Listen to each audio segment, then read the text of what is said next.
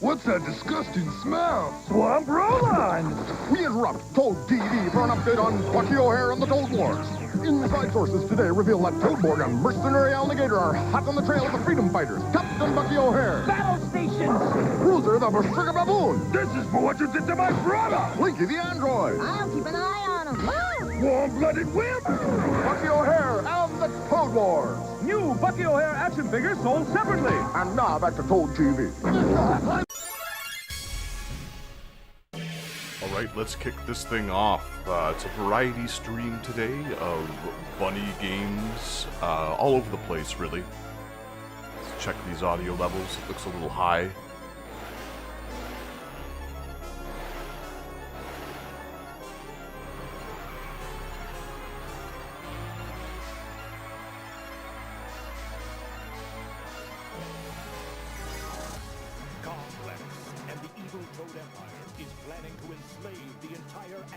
There, that might be a little better. Reduce the game audio while this awesome cutscene plays.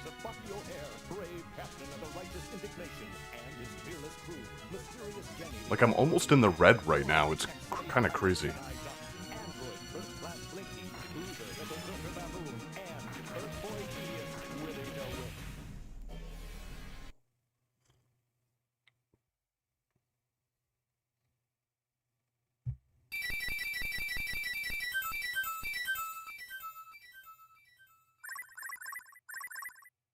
I guess we'll kick off with Bucky, since it is a rabbit stream.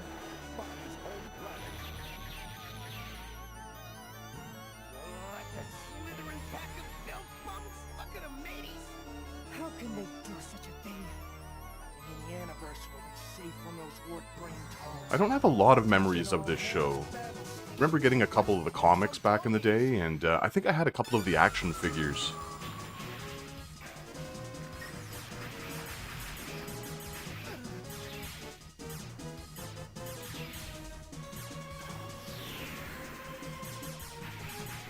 Oh, that's the special button. The special button.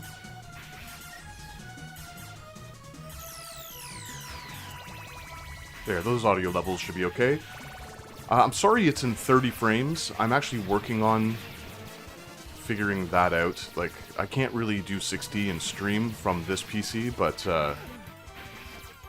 I've got someone working on another PC so that I'd be able to, like, sort of piggyback them. So future streams should be in 60, or at least be more consistent. I've also had issues with it just sort of lagging and locking up and stuff.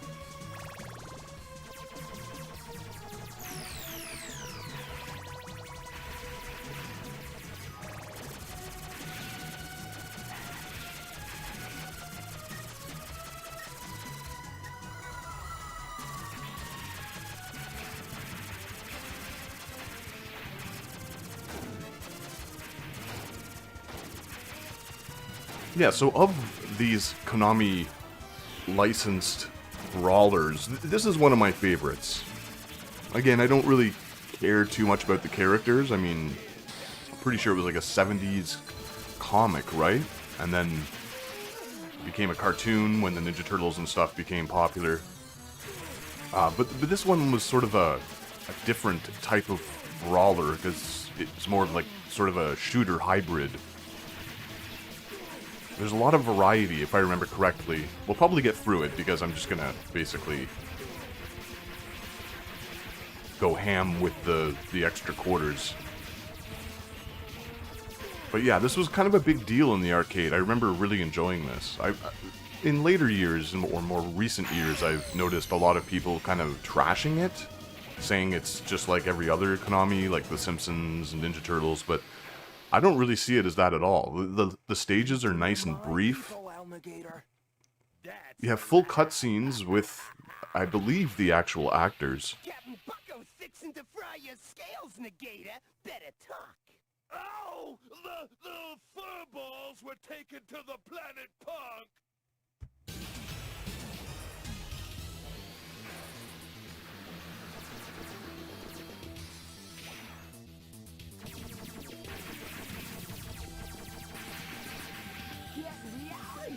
Planet Punk.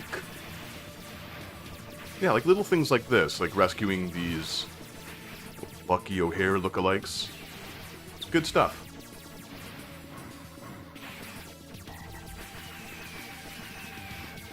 And we even have a little bit of variety right away here by having the screen sort of go down. We're kind of doing like this vertical descent instead of just going horizontally to the right all the time.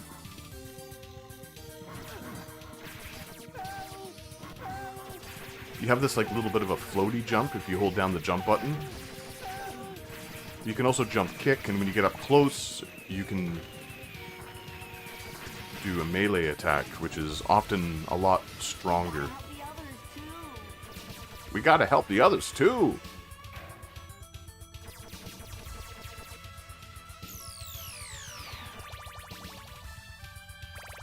But all that voice work is pretty crisp, pretty clear.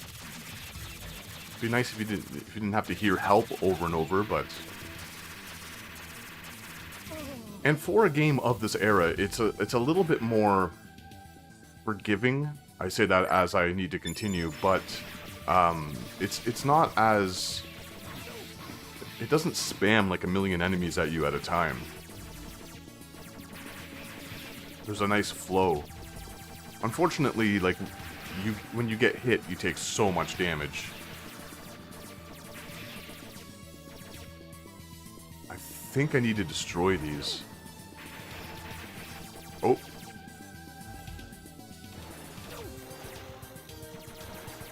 Ah. I haven't played this in years, maybe even over a decade. Oof.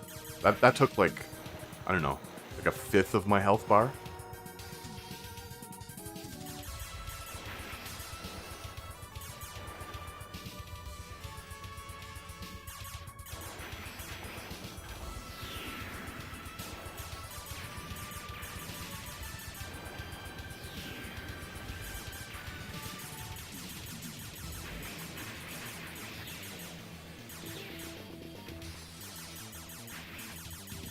Yeah, the animations are great, super colorful. I really dig this one. It's probably one of my favorites, if not my favorite of these Konami arcade titles from the era.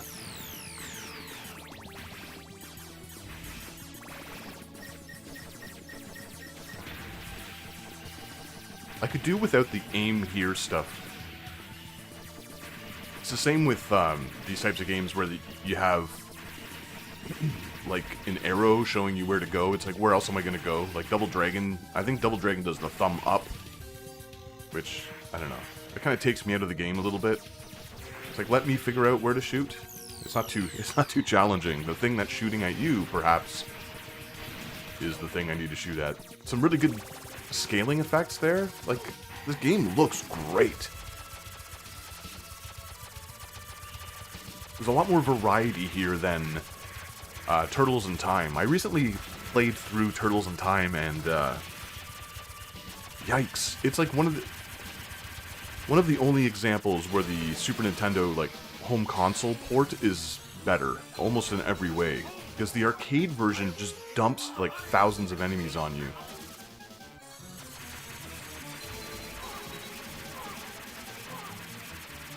But it also gets extremely repetitive. This is like, you know, go through a brief stage, fight a boss.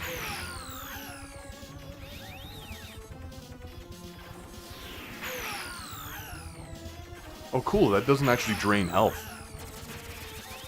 Just use up all of these screen nukes.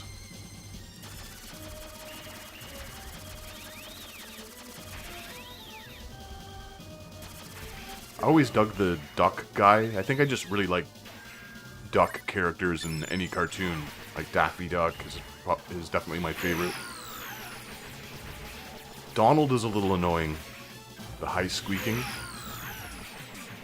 Now, is she a rabbit?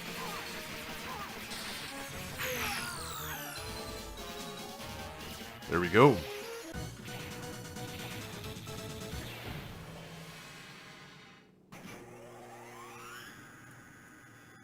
Have a sip of coffee. Still early in the morning here. Wow, take a look out there. That's a climate converter. Oh no, they're forcing the slaves to build one here too. They've gone too far. No fly-sucking, slimy, croaking piece of sludge toad is taking over Planet Punk. Matey, here's what we gotta do, and we gotta do it fast.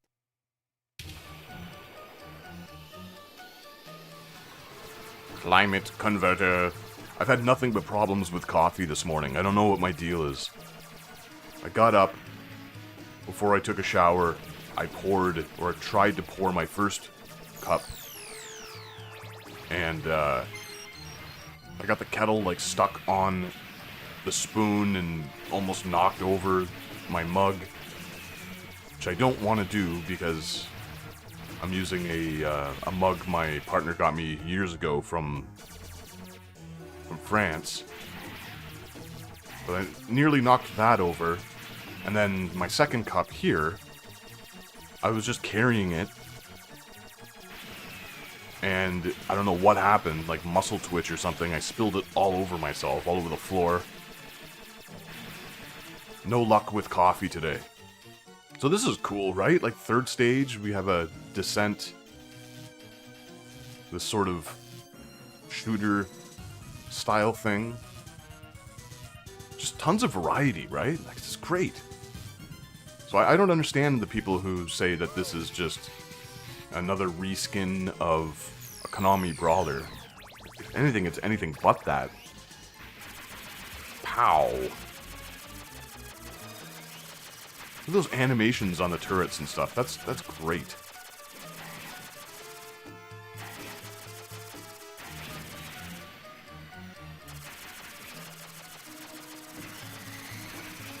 Check this boss out. Sucking in the boulders, blowing them out.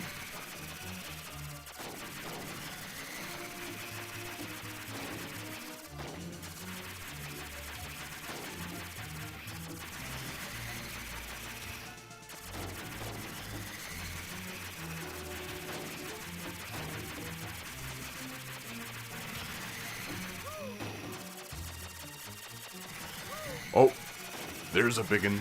Why did I go in front of it? The problem with emulating these is that, I don't know, myself personally, I get really careless. It's just like, I'll just pop in another approximated quarter. Light.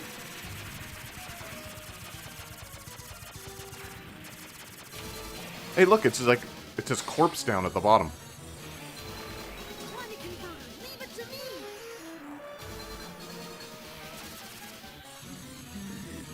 Always hungry, always angry.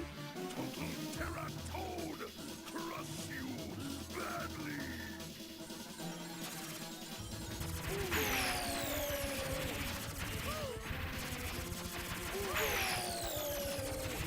Okay, did they make an action figure of this character? This boss here? Because I'm pretty sure I had this one.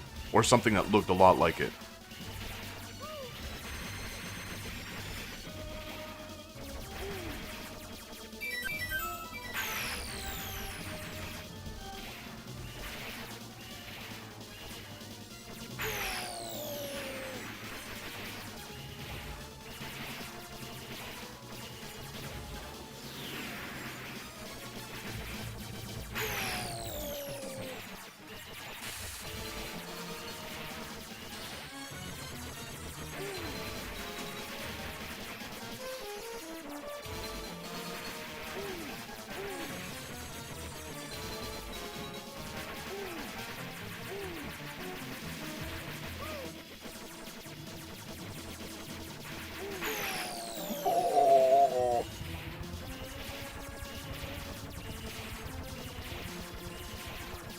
Yeah, they put a lot of effort into the sound effects and voices and stuff, especially for like an arcade game where in a lot of cases they would get drowned out with all the other sounds of the cabinets.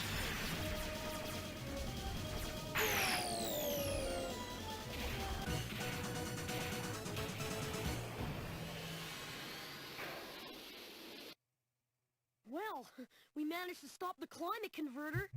You saved us all, Willie. Ah, it was nothing.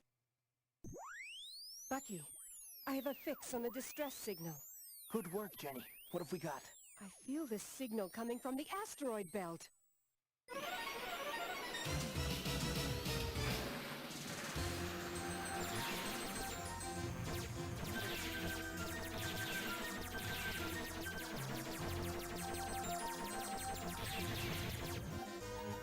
Now we have like an auto-scroller.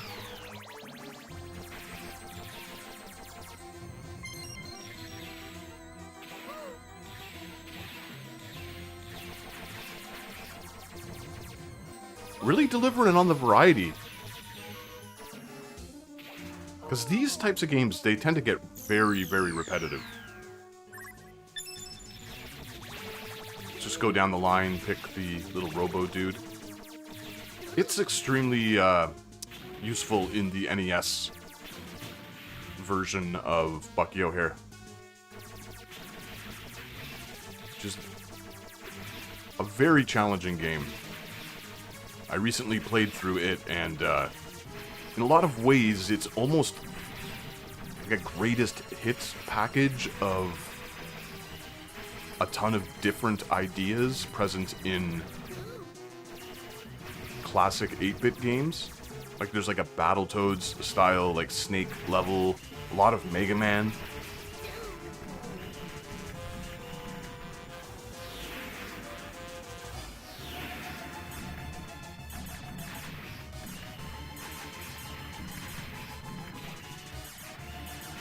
What's inside that blue thing? Thank you so much. In return, let me help you. Mouse. Is that actually supposed to be a mouse? It's really creepy looking.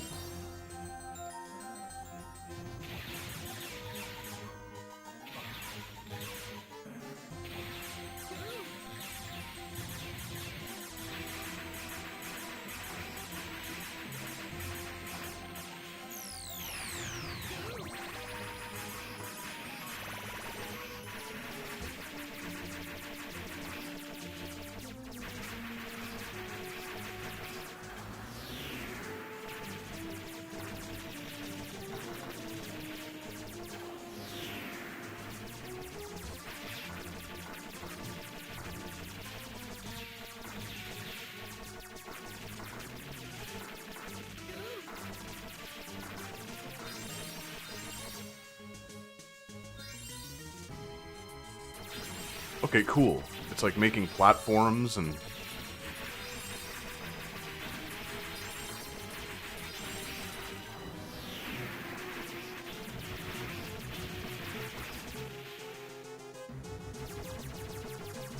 just nasty looking. Like a nasty looking creature, though.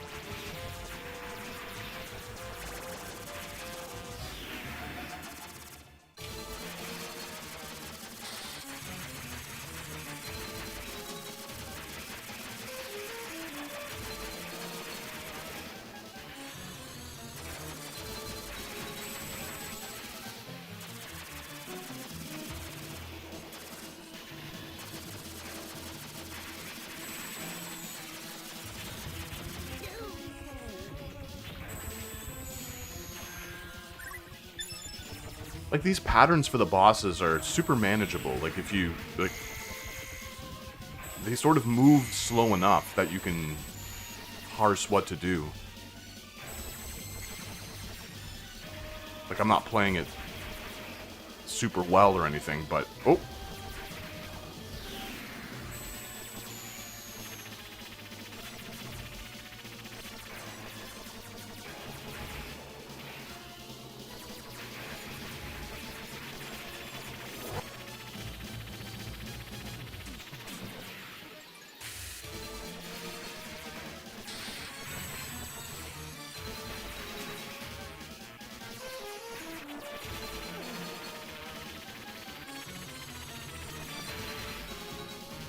Got a little greedy there.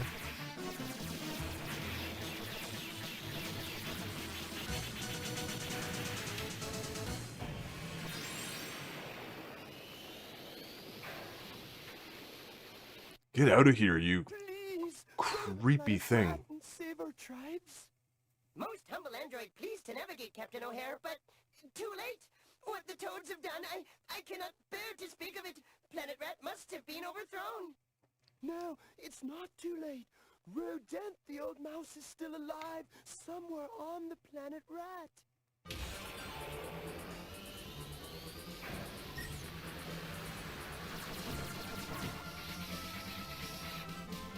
Oh.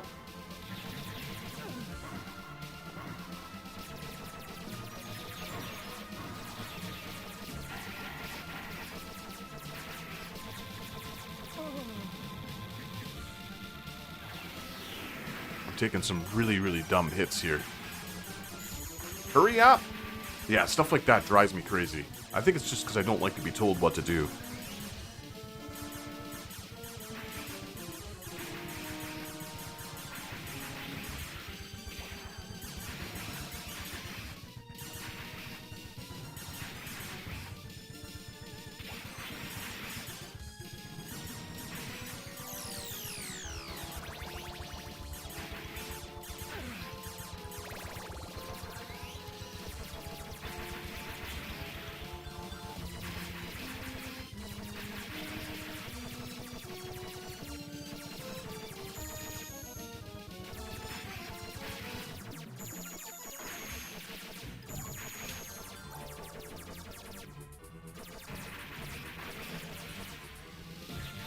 Oh, dino baddies.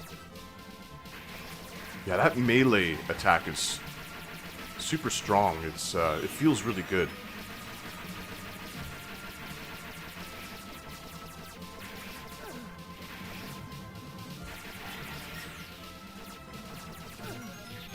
Hurry up! Give me a second! I just destroyed the thing, and it's like, hurry up!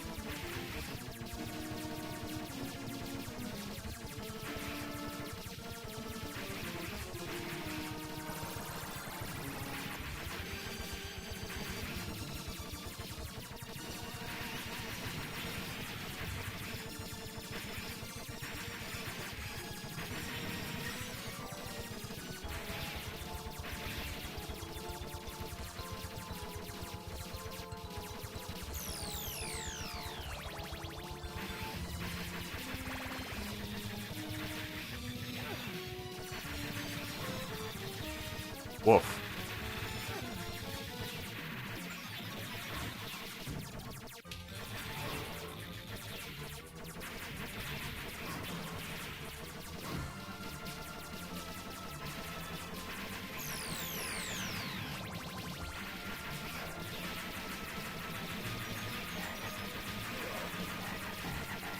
There's the big toad or frog or whatever the hell it is inside that thing in the back. The general or whatever he is. Can I hit it from down here? No. Here's a nice safe spot. Oh.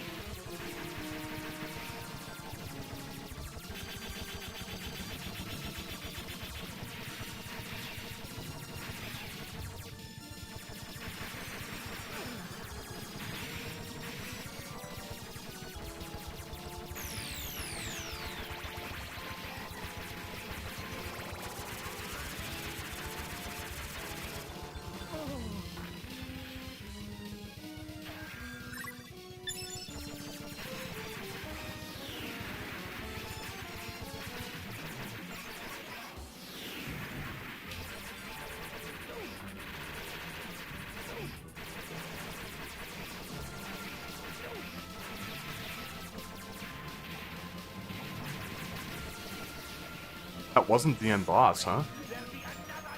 You'll be sorry.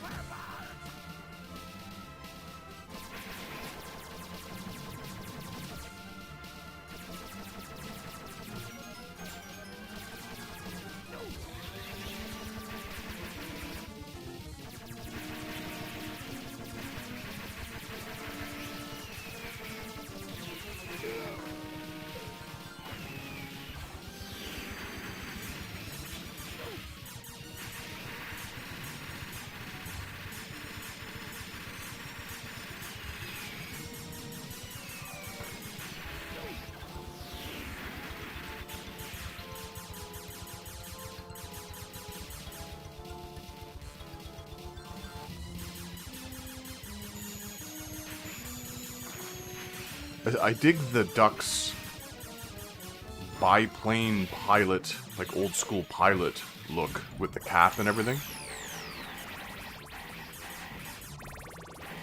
Kind of just needs a bomber jacket. Is he wearing a bomber jacket? I don't think so.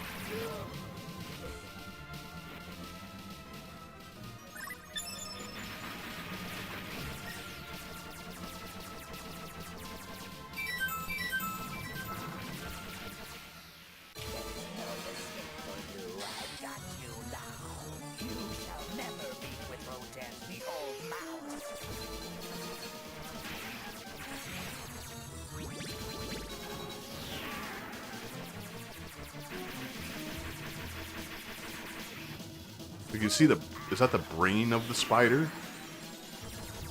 Encased in that, like, dome on its head? Oof. Yeah, maybe I shouldn't try to do melee.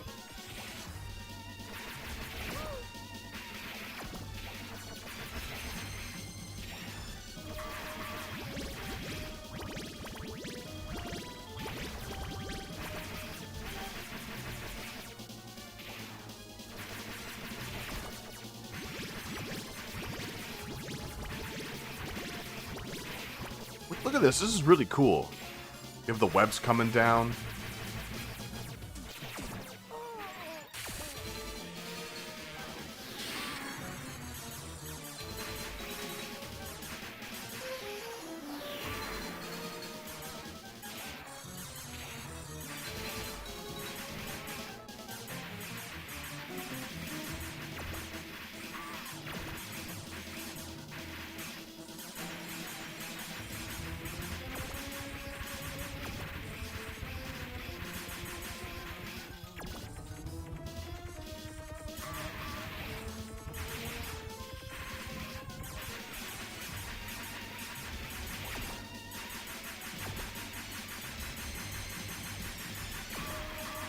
I feel like I'd last a little longer with her, like playing as her, but I don't think there are any differences in the characters, like outside of aesthetically.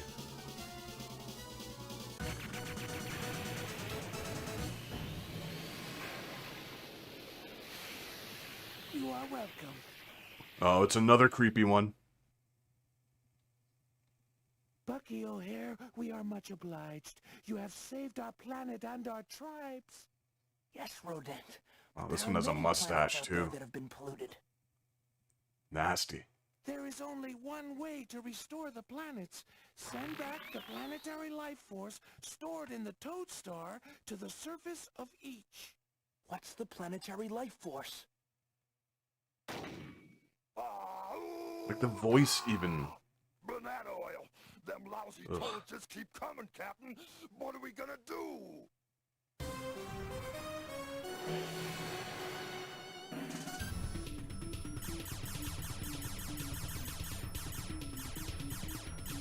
It must have been really fun to write for these programs. You could just make up words.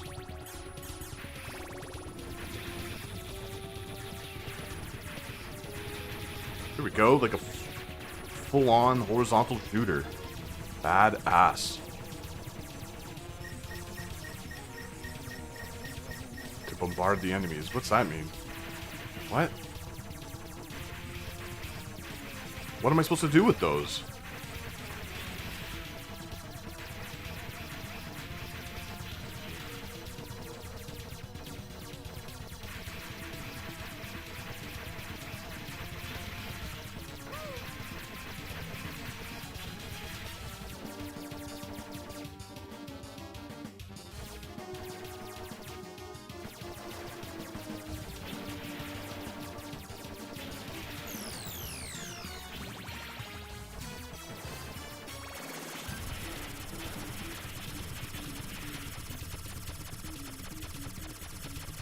When I pick up those power-ups for my weapon, I don't feel any stronger.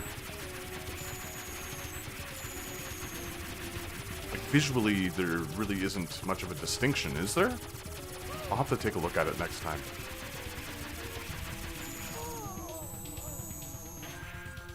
Some like Darius looking boss here.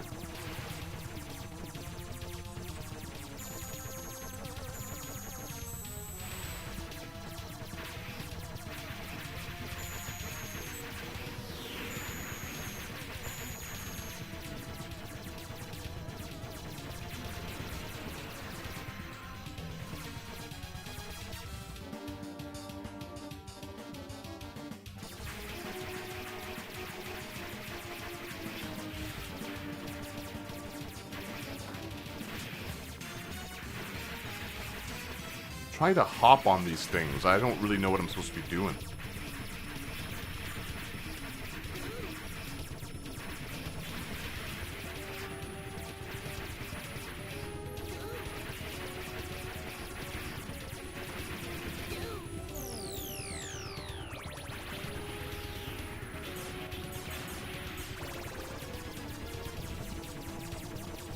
Yeah, the weapon doesn't change, at least. The projectile doesn't seem to look any different. Maybe it's just stronger, like, in terms of the damage it deals, but it would have been nice if, like, you get, like, I don't know, you go from this to, like, maybe, like, a red fire one, or a laser or something. Something distinct. Oh, it's another one of these things.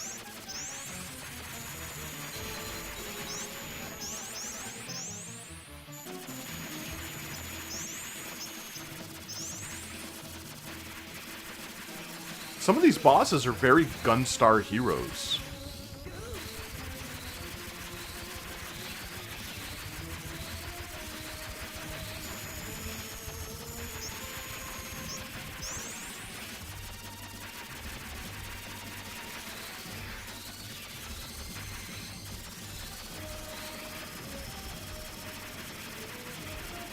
Oh, okay, now we're back to this thing. I had a hard time with this the first time. Time.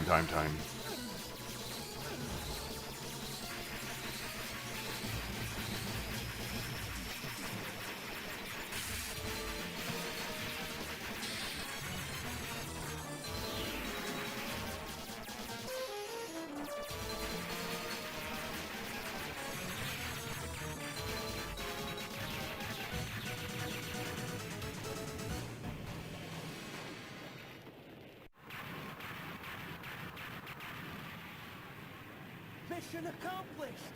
Yeah, come on, me bucko. Let's go fight a war off a few dozen more of them fly-munching toadies!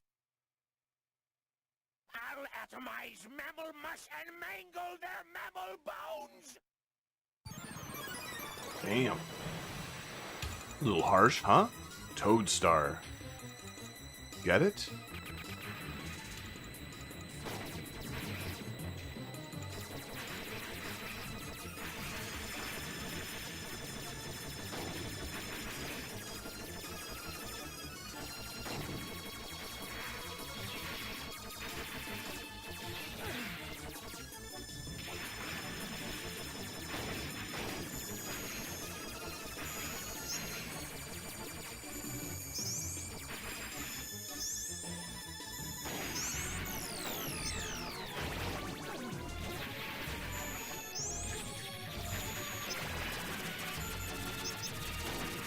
These toads in the background on the TVs spreading their toad propaganda.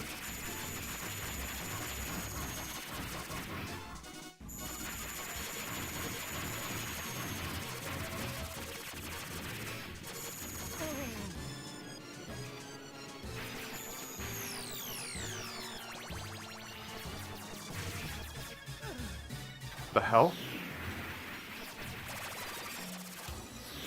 Now, how am I to avoid this? I'll just use up all these. Okay, jumping through it doesn't seem to work. Jumping above it doesn't seem to work. Whoa!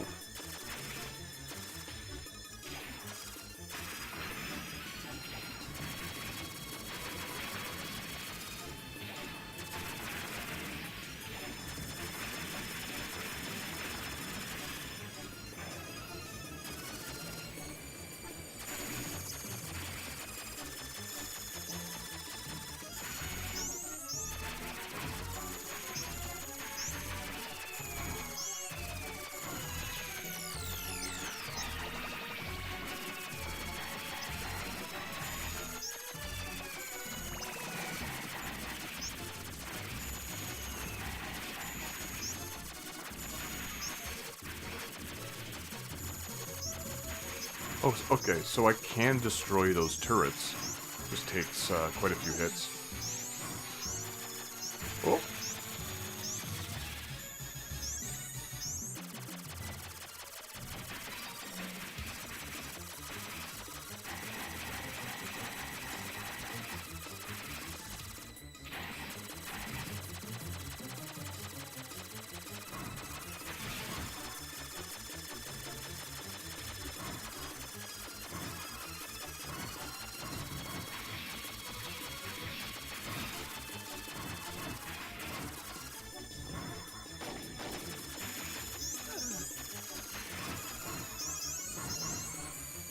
Like, we're near the end of the game here, at least I think we are, and all of this stuff is super manageable.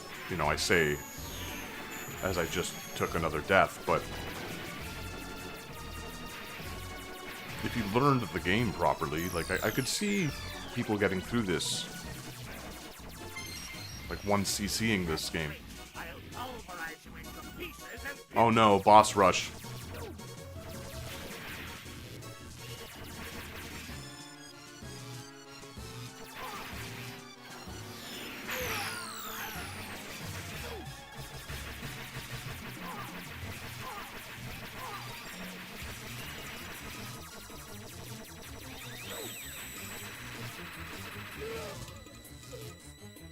Man, it's one of my pet peeves in any game, is having a boss rush. It was something they did a lot on the Genesis. For whatever reason, the Genesis had so many boss rushes. Sometimes it was okay, like in Castlevania Bloodlines, you had to go through like a ton of different bosses at the end of the game. But most of them were new. Then you had like that one death, I think it was death. The death scene where you had the cards and you had to go replay all of the bosses, but their life was had been substantially decreased.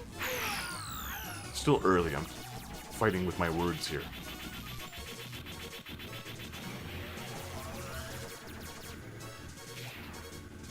At least the bosses don't tank a ton of hits in this. It's not like the Ninja Turtles games where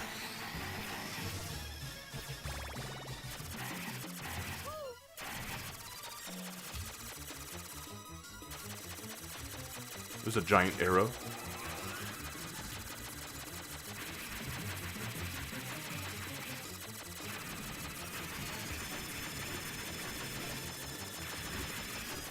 It sounds like I'm trashing the Ninja Turtles games. I'm really not. Like, the original arcade one is super good, at least in the arcades. The NES version sucks. I don't care what anyone says. TMNT, the arcade game on the Nintendo, is just brutal. It's super repetitive. They made all the stages so long, which, yeah, I get it. It's a home console game. You have to give people their money's worth. Okay, so her blast comes from her head, which is very similar to the way it works in the NES alternative to this, because they all have like power-ups when you hold down the action button, and hers is like an orb comes out of her skull that you can sort of manipulate.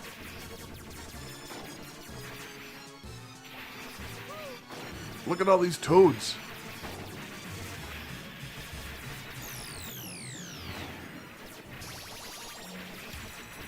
We're getting some Bucky O'Hare lore here as we play through. These animations are just so good. And I'm not bored of the game yet, which is something. Pretty remarkable, really, for a brawler.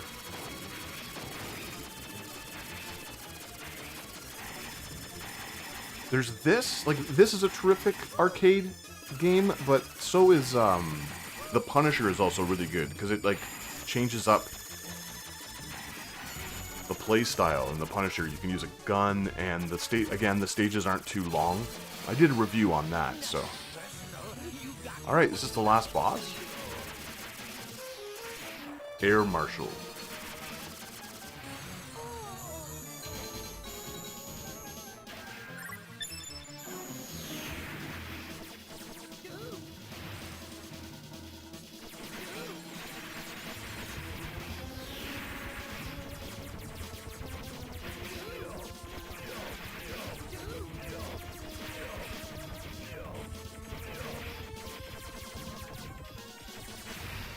Was his ship just hitting him?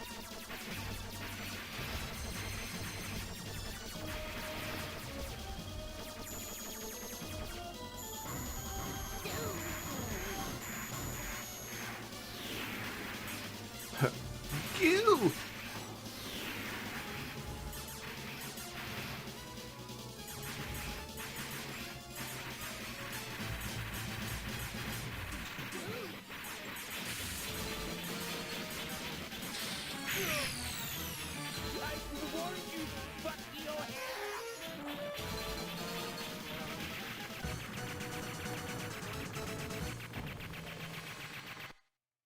Observe, most gracious Captain Bucky O'Hare, sir. That's the planetary life source that Rodent, the old mouse, was talking about. We've got to return the planetary life force to each planet. Yeah, Bucky, me boy, all 20 of me fingers, it's itching to raise a bunch of lumps on a bunch of toad nuggets.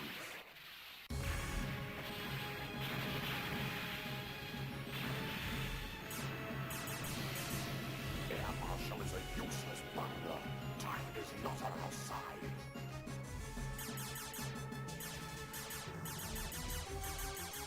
Was Complex to go in the cartoons or comic books?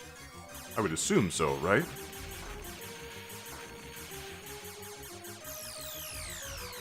This looks great. I love the colors. Oh, scientists.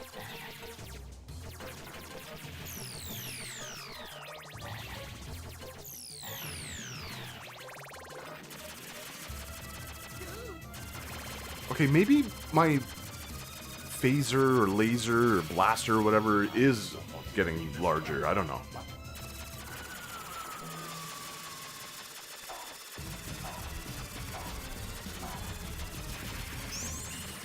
What in the hell is this thing? Look at the cage over its face. That's great.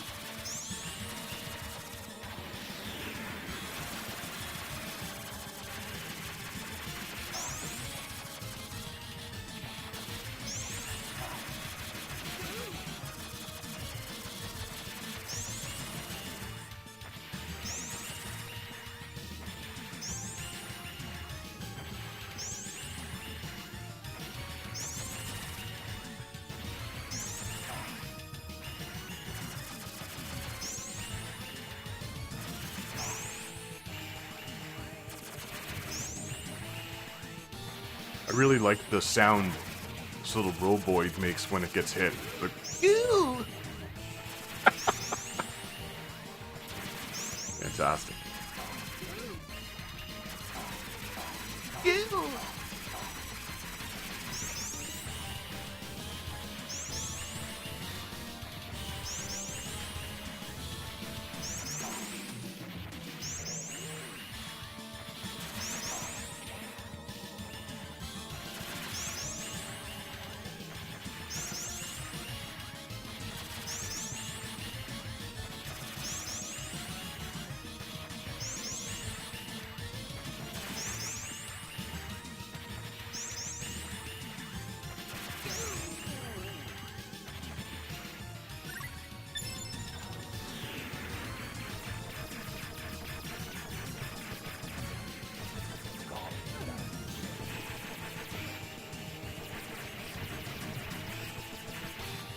Oh, we're facing all of the challenges now.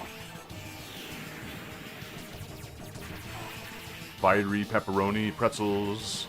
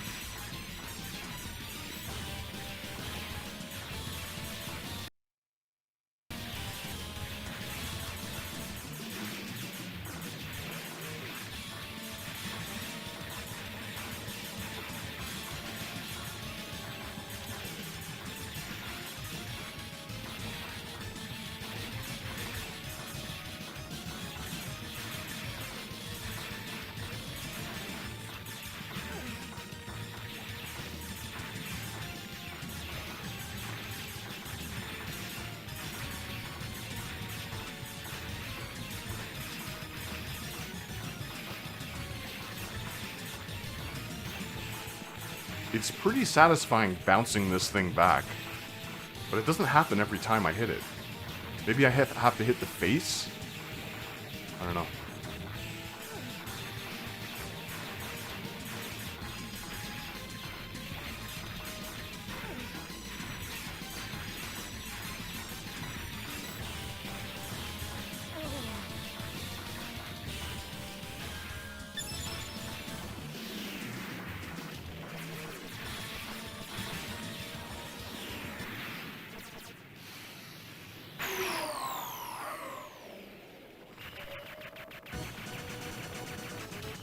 Cool little animation there.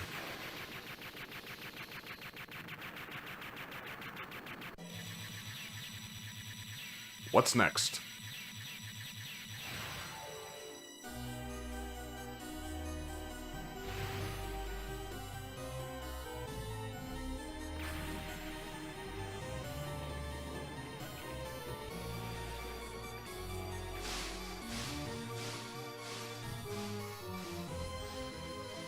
That looks great.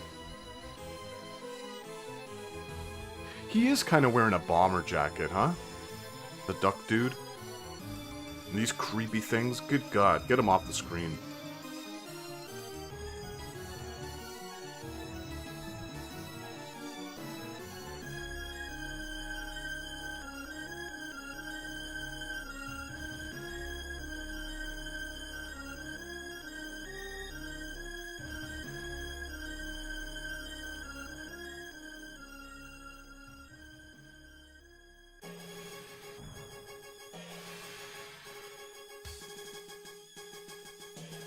Great game. Especially, like, since a lot of these, like, felt, like, cynical cash grabs at the time. Terrific to, like, sort of have one with a little bit of variety in not only the mechanics, but the stage layouts. The bosses are all pretty great. All very doable, like, if you actually studied the game and played it. Just a great game. The NES alternative is terrific too. It's just really, really challenging. Almost to the point where it feels a bit like a flaw, like a design flaw. Maybe they didn't test it enough or something with normal humans. Like, fortunately, when it comes to the Nintendo cart, you can continue and restart wherever you're at.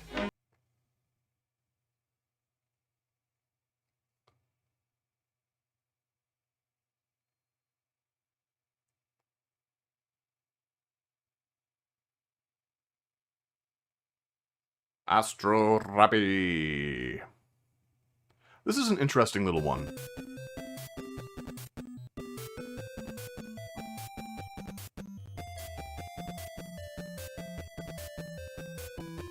Like a Tetris block.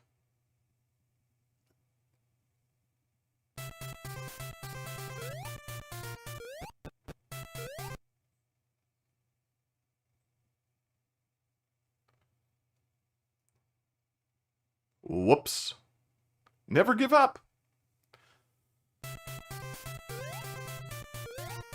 So basically, this is almost like a precursor to Jumping Flash.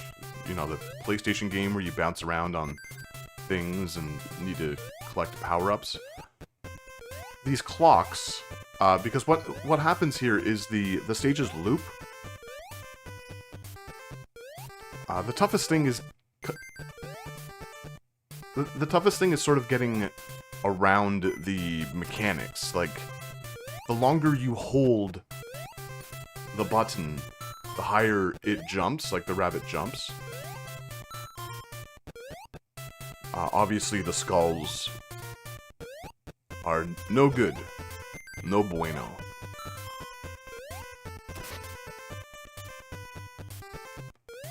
But the objective is to find the heart in these blocks. Doing so allows you to go on to the next stage. Oh, there it is.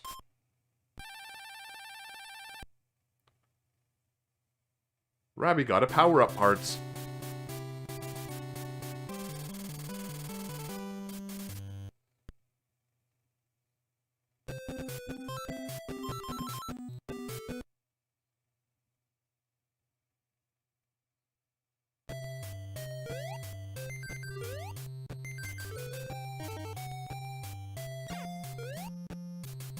So initially, I really didn't care for this, so I just fired out a projectile there, because I armed myself in between stages there.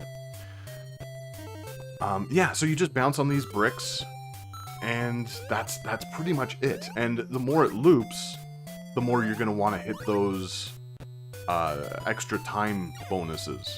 It's a very simple concept.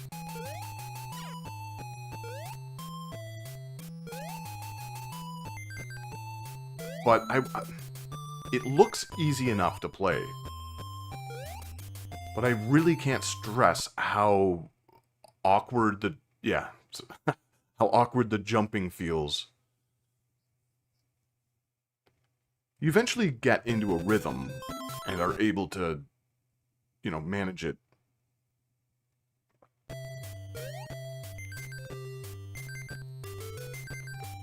But it definitely looks but it definitely looks easier than it is. Like, in terms of, if you just, like, sort of load it up and you're sort of looking at the stages, it's like, oh, that's simple enough, But there's the inertia of the jumping mechanic. It doesn't feel as great as it looks. Now, these bonus stages, you have to match up the sounds, almost like Concentration or Simon Says. And I just suck at them.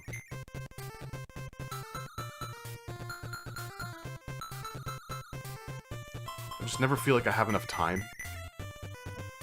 And the sounds aren't different enough. At least to my ears.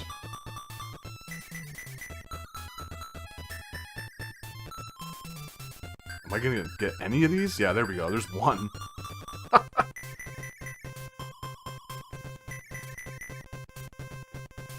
I sometimes pop this in, and then, I get a certain...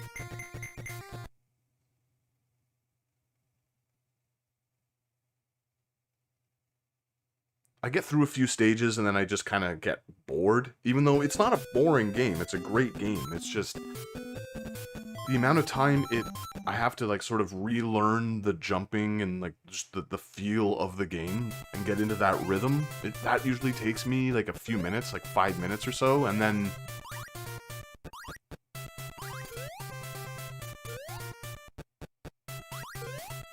There's also something a little nauseating about the way the screen scrolls, like, it's a little choppy. But already, like, I'm doing a little bit better than I was.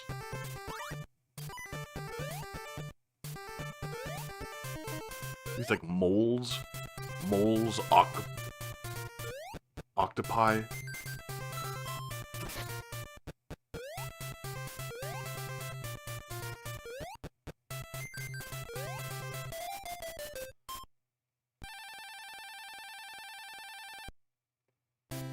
Babby got a power-up parts.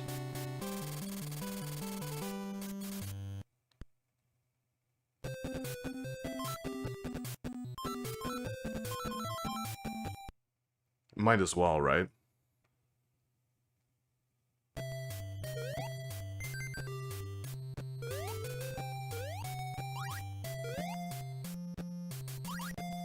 Music's nice, it's lively.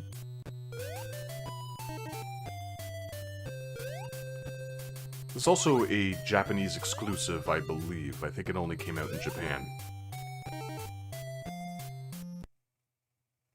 Oh! Yeah, there. I sometimes get a little too cocky. Never give up. Try again. It kind of bugs me that the text is a little off-center there.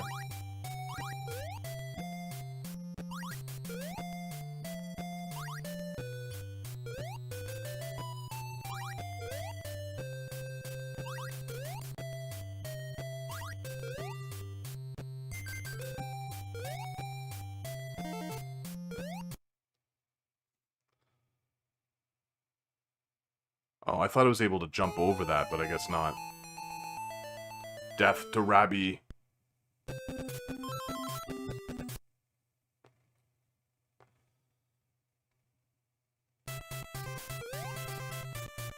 Now, where was this heart? I don't know if it changes every time. It would be cool if it was sort of randomized that way.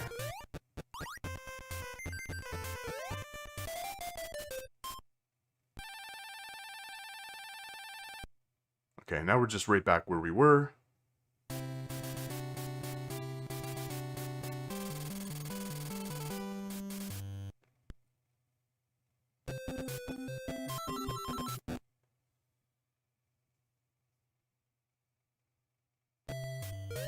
So that text is fine, like the stage.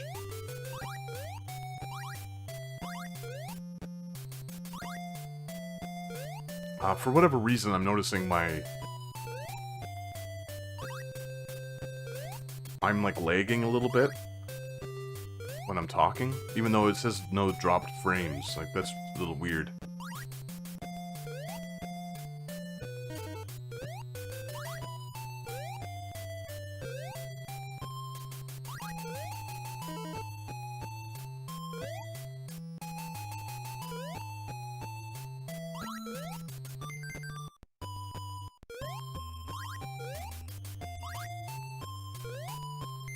So I'll save that clock for the next round, because I'm not finding the exit here.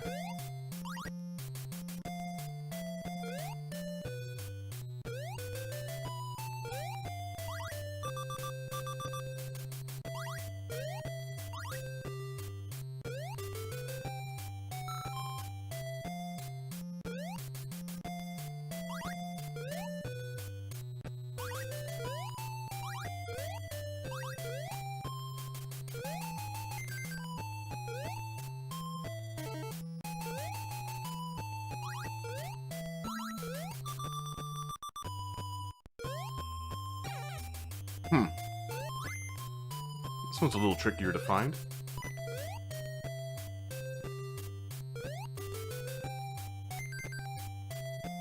Long jump.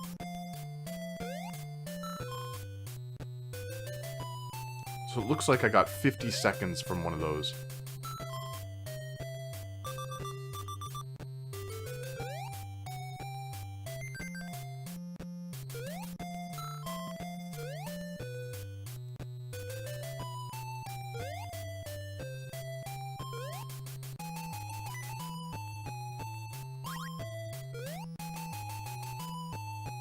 I thought for sure that was it. It's a little off the path. Here? Bingo. Yeah, I'm lagging a little bit while with my chit chat. So it should be a bonus round now. Fortunately, you don't have to complete these in order to progress.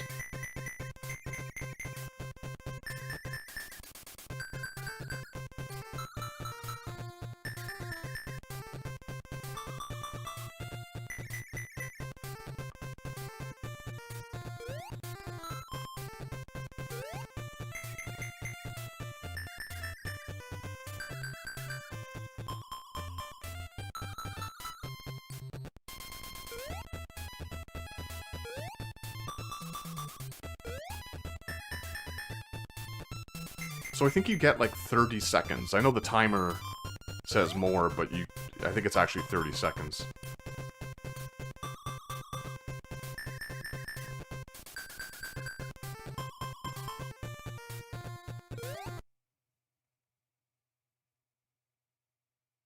No dice.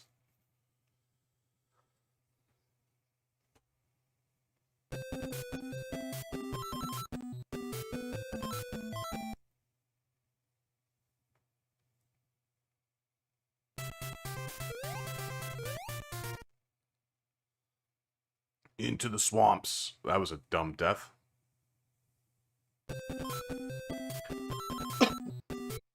Excuse me. Water went down the wrong way.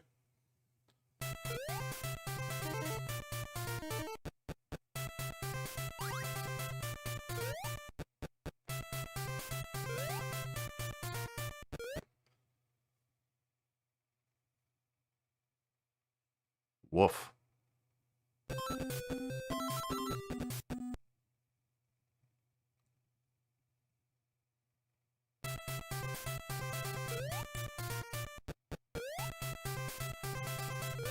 Yeah, see, like, getting this jump is, you know, it takes a little longer than you think. Like, the controls are fine. It's fine. It's just, it takes a little bit of getting used to.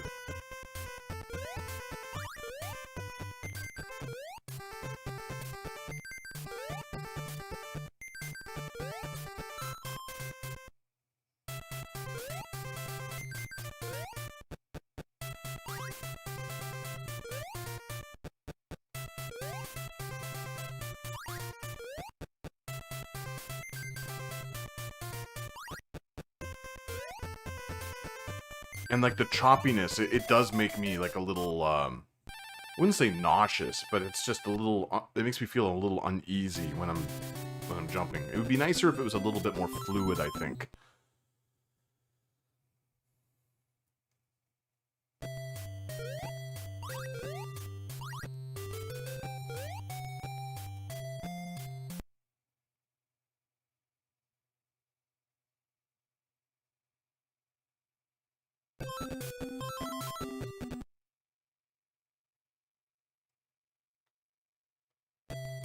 Probably tough to see on the stream because it's 30 frames.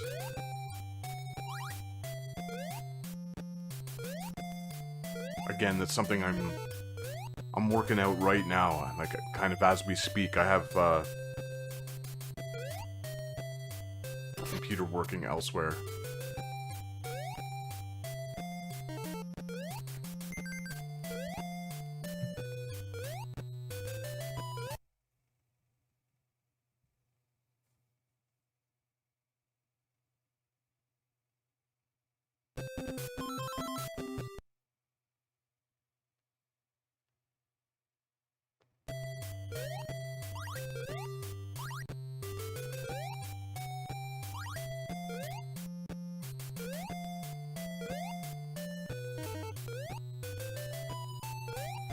A little bit more variety would be nice.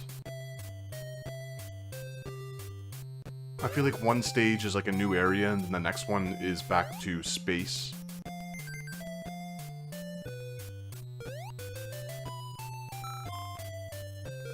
I like the look of these turtles before they turn into cyclones.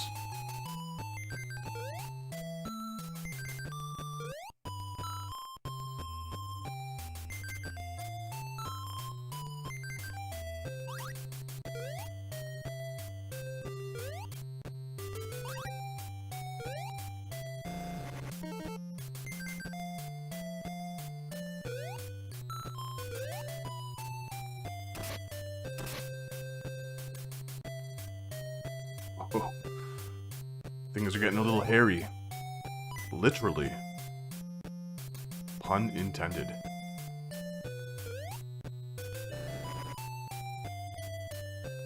Oof, I'm surprised I didn't die there.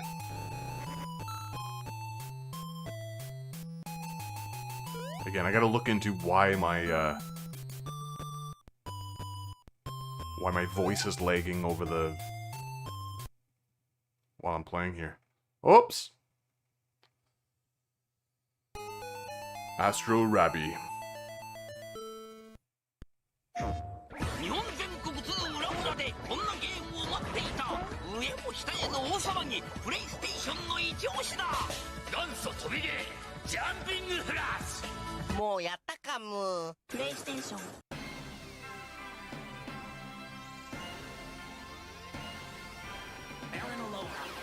Shadow threatening the safety of peaceful worlds.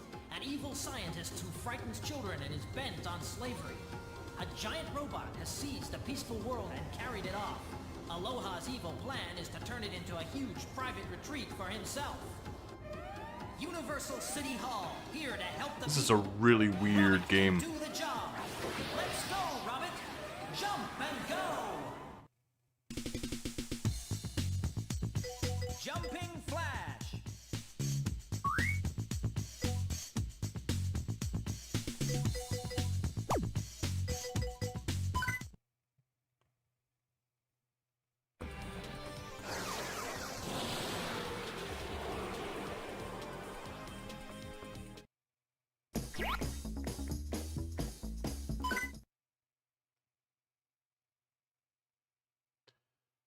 Yeah, so I remember renting this when it first came out, because we had the PlayStation pretty early on. And I just did not get this game at all. I did not understand, like, how to play it, or it was just... I guess I was coming off of a lot of PC games, you know, like first-person shooters. But it's definitely more of a puzzle game. You just need to get these jet pods and find the exit. But returning to it, like, years later, decades later, really, it's quite the addictive little platformer, and it's one of the best platformers of the era. Because the jumping is just so tight. Like, the rabbit, just like that, it like floats in the air, and when you double jump, you can see the shadow beneath, which it makes all the difference. Whereas a lot of other platform games from like the early to mid 90s, they were just trying to do too much. They were like trying to make them feel like 2D platformers, and it just doesn't work, you know? You need a little bit of assistance.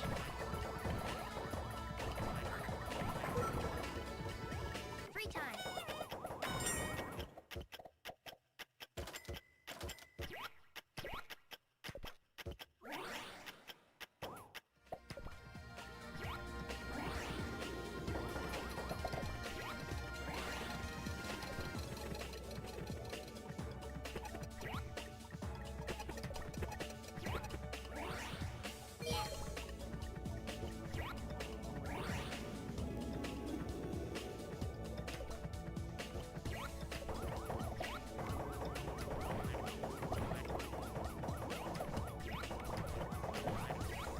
Yeah, but they really nailed it here. I've learned to appreciate what this game is now. You know, because, like, back then I was playing, you know, Doom and first-person shooters. And I was a dumb kid, so I was probably like, why isn't this like that?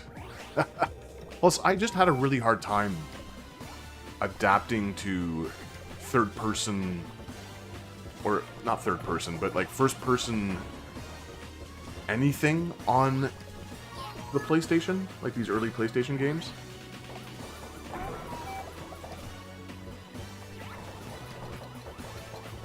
Aside from Kingsfield, and that's because those games operate so slowly.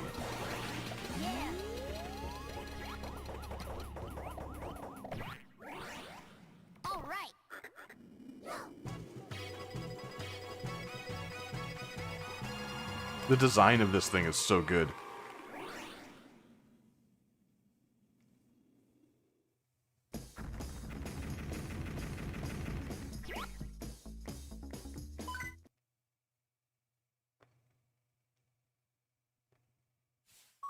Ready to go?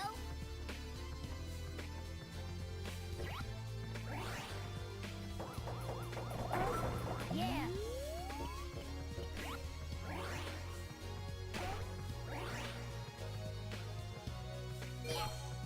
Don't touch the frying pan. Frying pan hot. Great. Just very intuitive as well. Like, you know, like the enemies, some have spikes on them, so you can clearly not jump on them.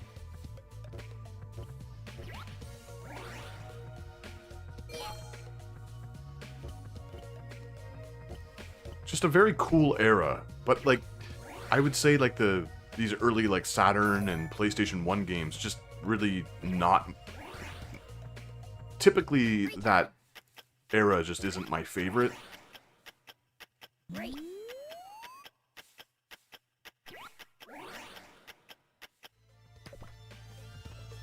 But there are some real classics, and I would consider this one. King's Field, another. In a lot of ways, I actually prefer the King's Field, well, trilogy for the PlayStation 1. Oh, egg.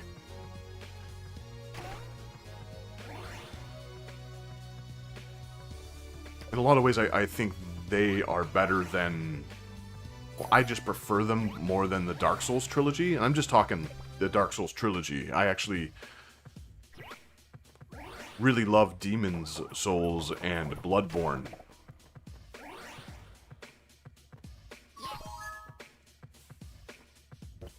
But I feel like, for instance, the first Dark Souls, I know it's been said to death, but that home stretch, like, they really don't nail the last little bit of that game. It's pretty terrible.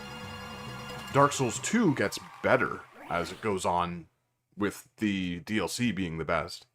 And Dark Souls 3 is just sort of like a... I think Dark Souls 3 is probably the best of the three, because it feels like the most well-conceived and, like, crafted from beginning to end, but it's a little too linear for my liking. I just really like the King's Field series. Boss Time. I also played a lot of Tekken back in the day. Mostly because it was just such a great port of the arcade original.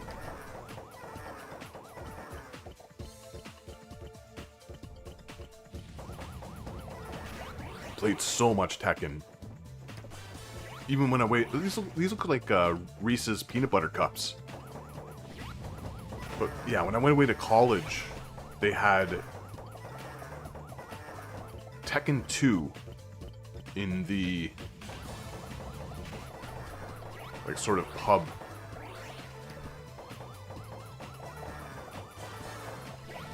I used to play people for money.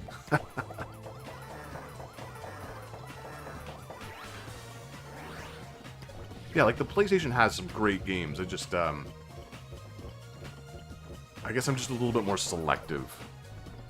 But this is terrific, because everything is very simplified. Like, the controls, there's only a couple of buttons. The mechanics are fairly straightforward. Like, this is ostensibly an arcade game.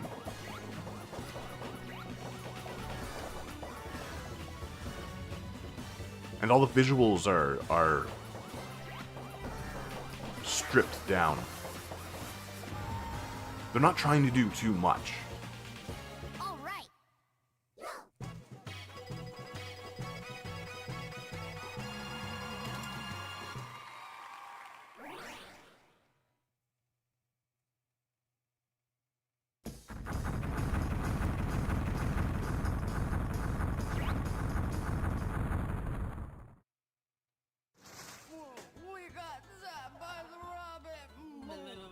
Forget it, dude. Sit down and relax now.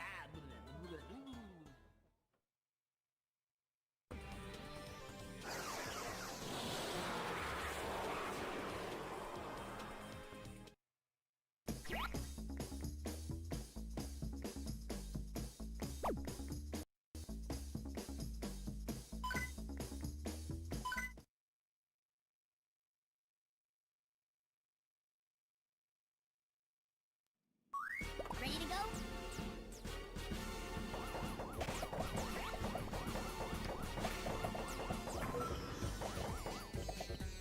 I mean, there has to be an octopi creature, right? They sort of fire at you the way they do in Ocarina of Time. The boulders or whatever.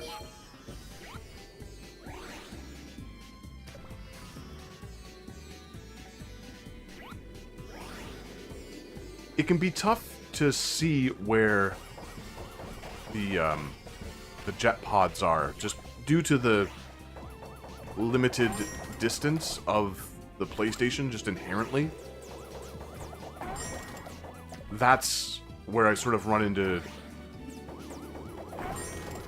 a few problems here. It's just locating the things. Like, I know there's a map and everything, but it's kind of tricky to read, at least for me. Yeah, see, like, I'm having a hard time finding where it is with that notorious, infamous early 3D fog. That Silent Hill fog.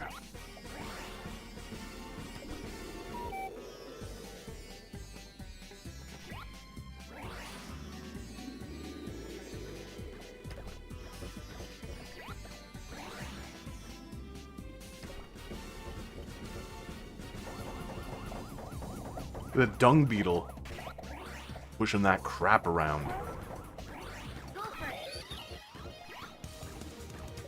Power pill.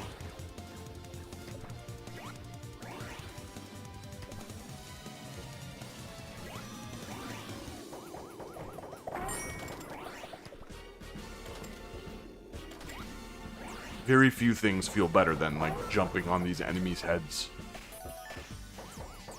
Like, blasting them with lasers as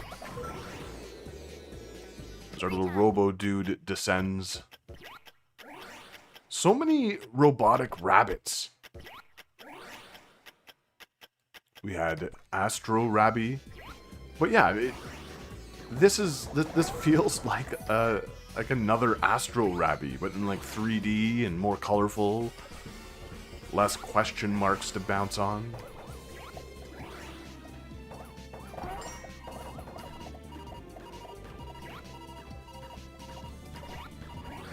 When it comes to streams, I'm going to try to release an edited video every 2 weeks. Sometimes, you know, life gets in the way, and this is basically just a hobby channel.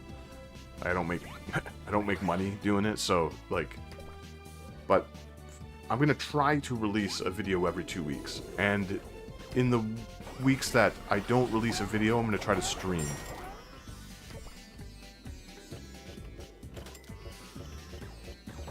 But with getting this other computer up to snuff, I'm gonna maybe do a couple of other streams like throughout the weeks and stuff.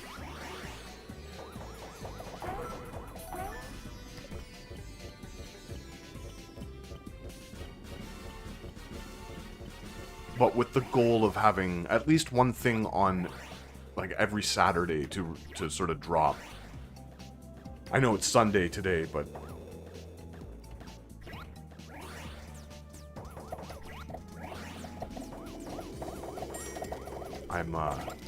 it's a holiday here, so I'm actually off. Look at that! Ooh!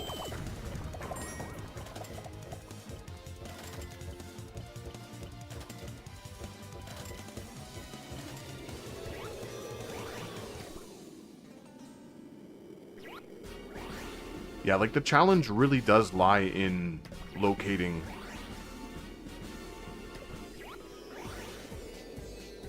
the icons, the carrots. I don't know why I went down here. I know there's another one up here. Like right there. Again, sorry for the laggy chit-chat. I don't know. I'll have to look into it. I'm fairly new to streaming, so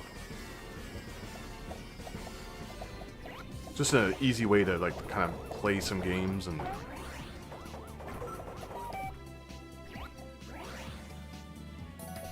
like, I'm always playing something. Which is why I started doing the bite-sized bits. Most, like, you know, I know some people can't stand them because they're YouTube shorts, but whatever.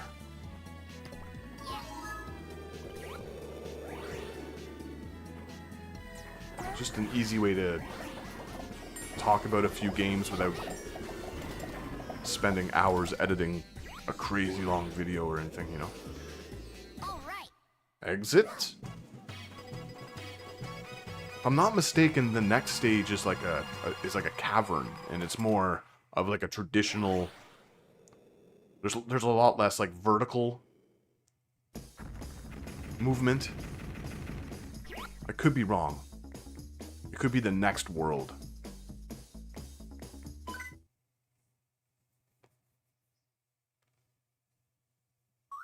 Ready to go? Nope, it's this one. Look, that looks great. I mean, it's super simplified, but that's all you need for like an arcadey experience like this. These are tough, like it's harder to avoid damage, at least for me. I've already lost like a substantial amount of health. These spiders are a real pain.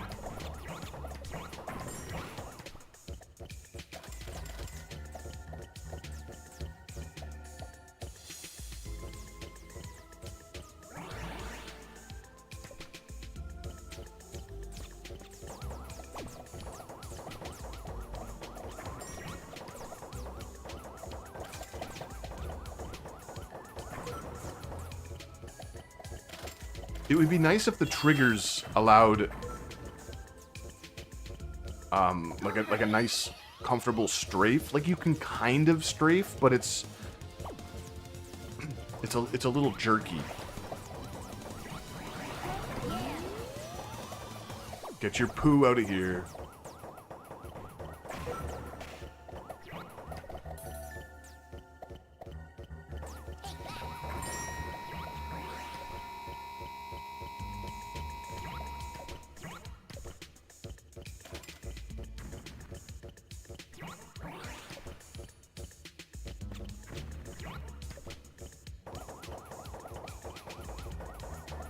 Oh, okay.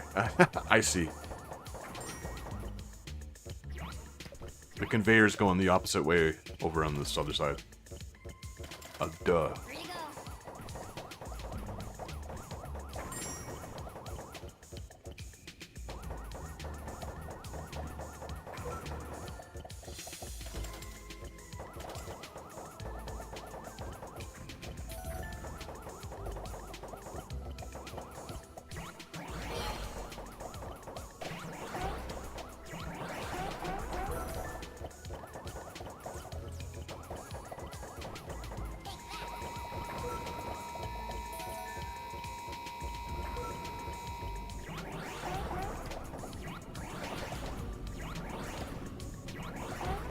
Danger!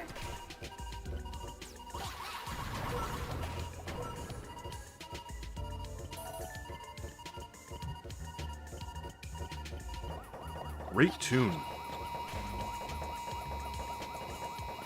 That's one thing these early 3D games had going for them. It was like awesome soundtracks. Ready? Especially on the N64.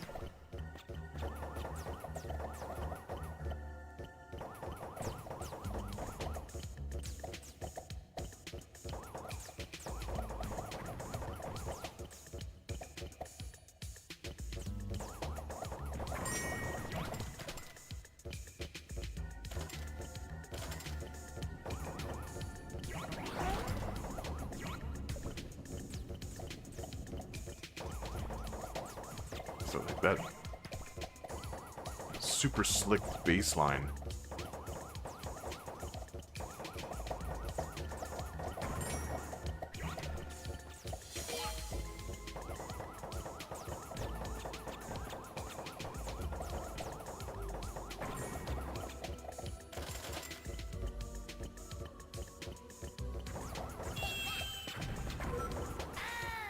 Free time! Damn, it still hit me.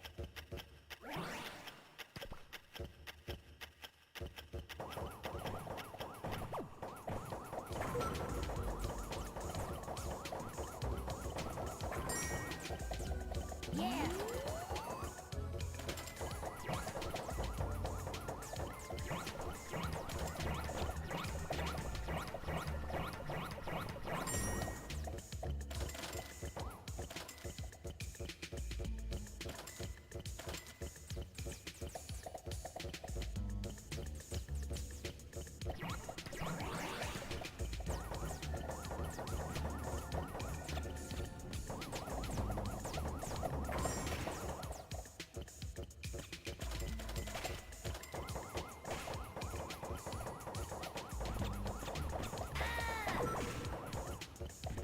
Taking so much nonsensical damage here.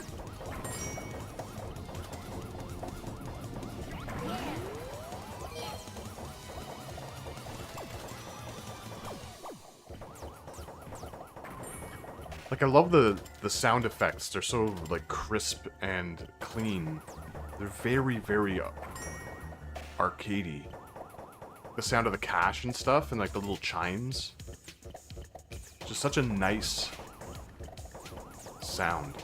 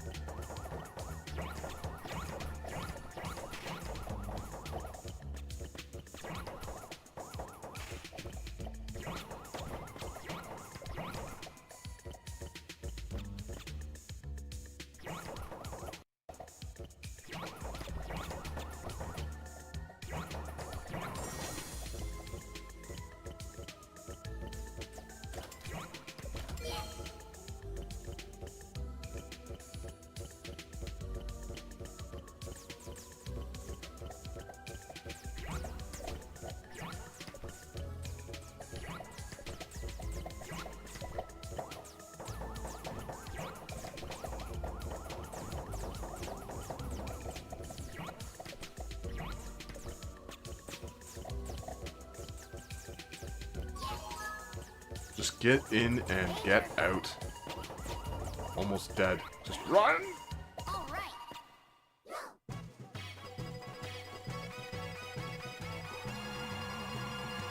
Yeah, a little tricky.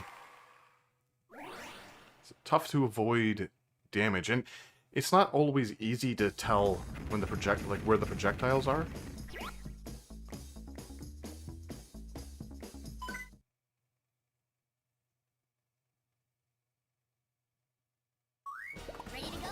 I remember this boss being pretty damn cool.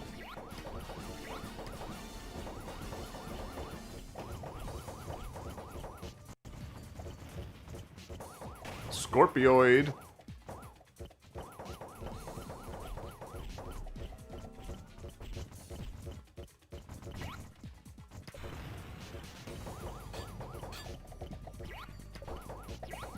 I'm trying to remember how to do damage. Like, I'm just kind of chipping away at it here, but there's a better way.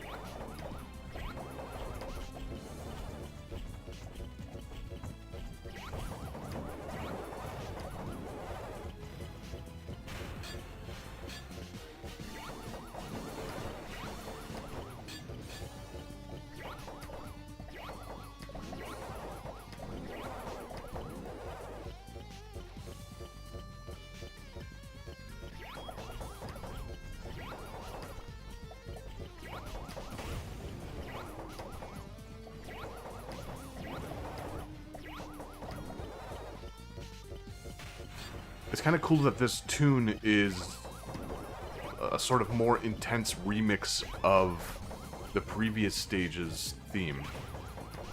You still get that din din din din din din.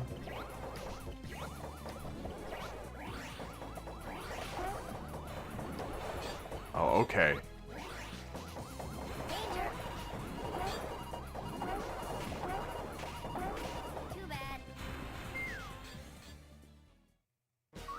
Alright, I think I got it now. Do a little head jumping.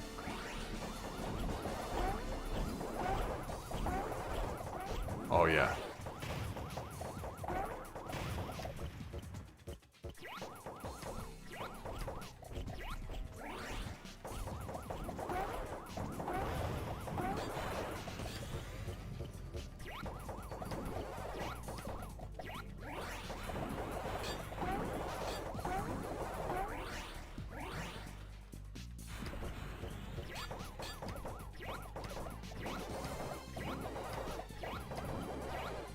Really cool bosses.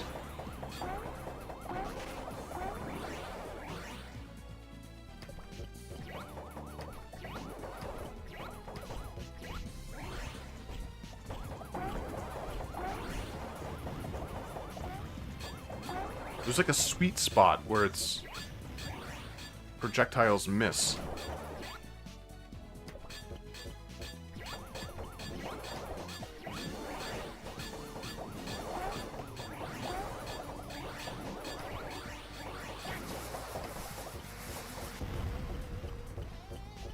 Nice. That was great. All right.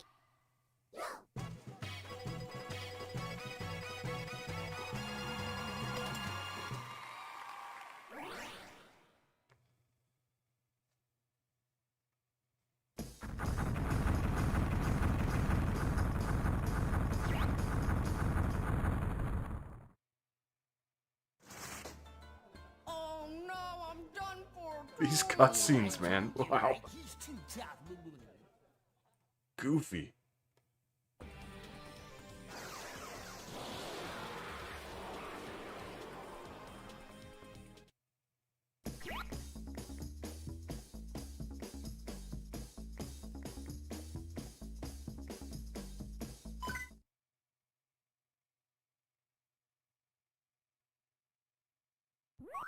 Ready to go?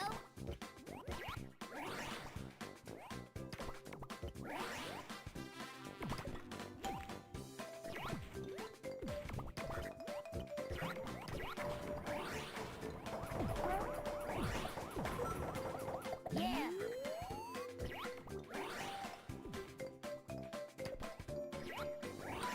Oh, this music, I don't care for this music as much. It's very circus.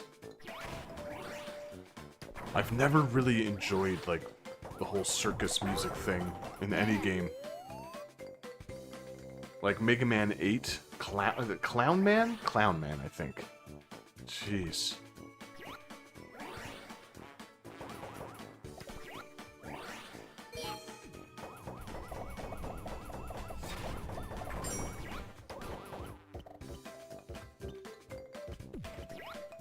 Actually, it has a lot in common with Mega Man 8 with the little trains and everything.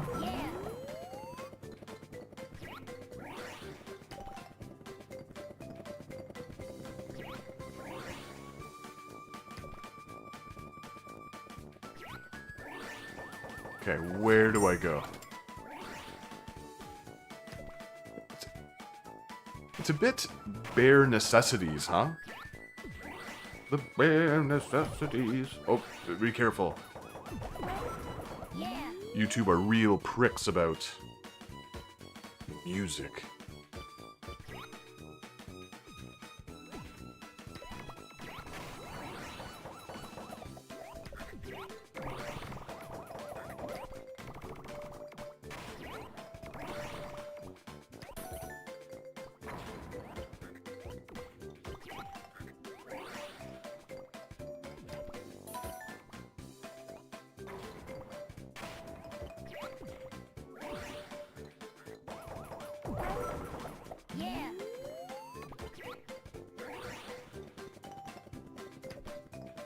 Where do I go?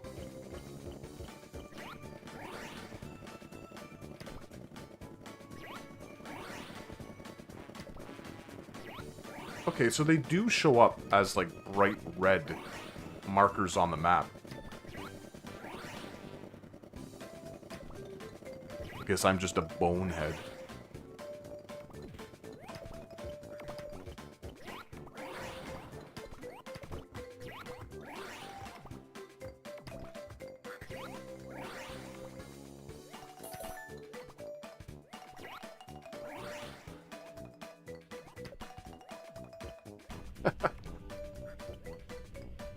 This tune is driving me crazy.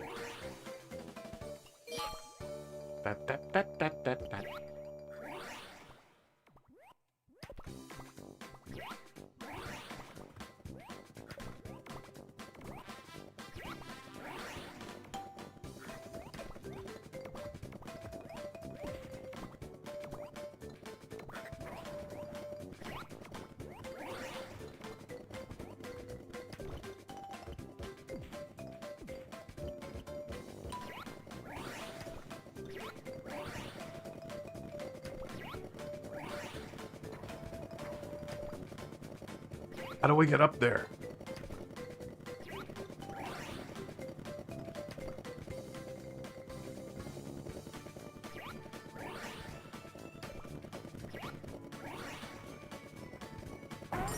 So you like sort of slide off these balloons, which is less than ideal.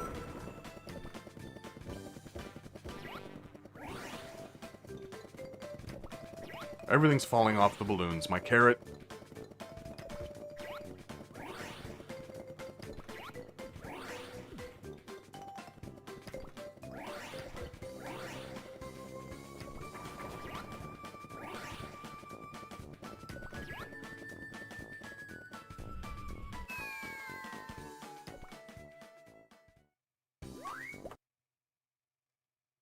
Get ready.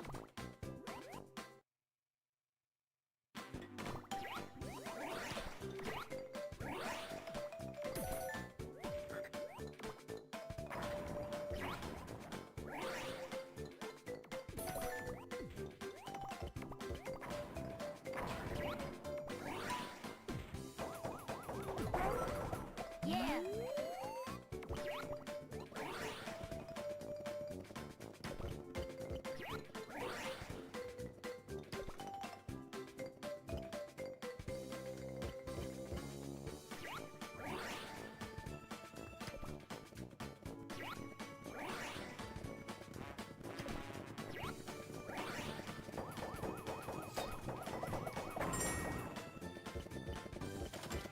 This is a fairly short game, if I remember correctly. I've made it through the entire thing once. I want to say there's only like 6 or 7 worlds? I could be wrong. Might be thinking of something else. My memory isn't what it used to be. What do books have to do with the circus?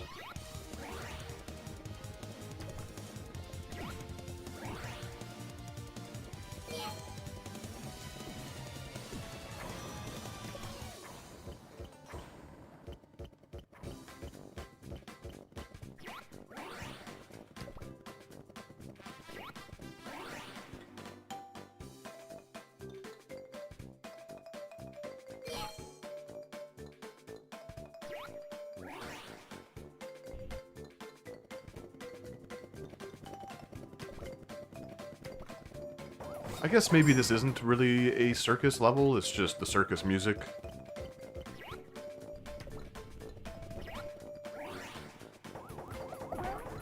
Yeah.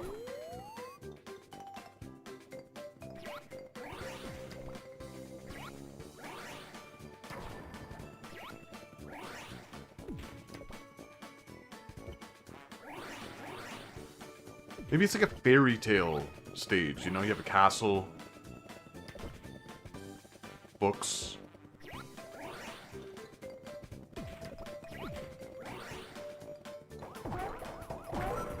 Yeah.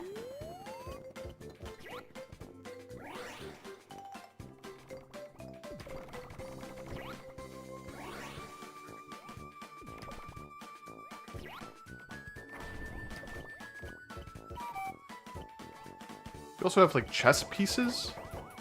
Those look like chess pieces. I don't know. I don't know. I guess it doesn't really matter.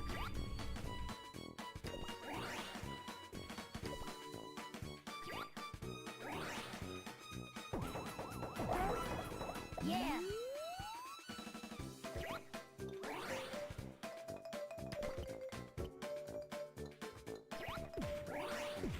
Great.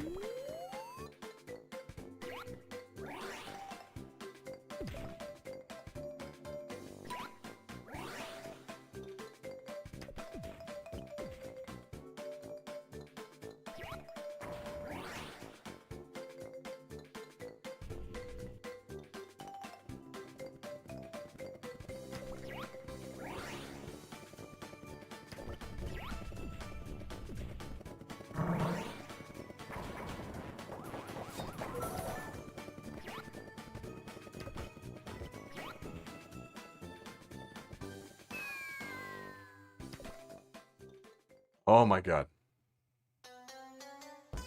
Let's go again.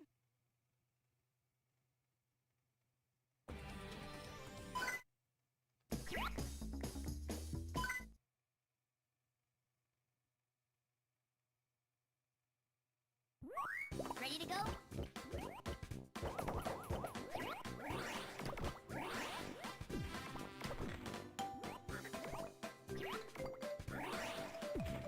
Okay, let's just do this, huh? Let's get this done.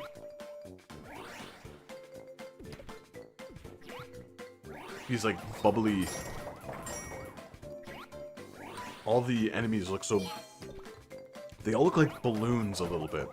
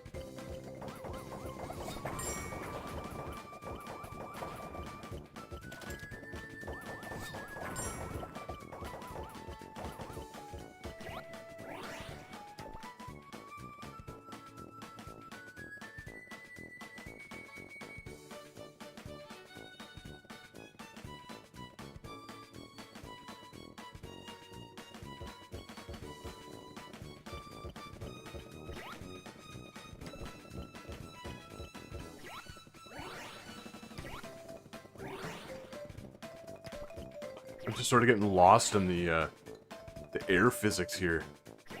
I'm in some sort of trance.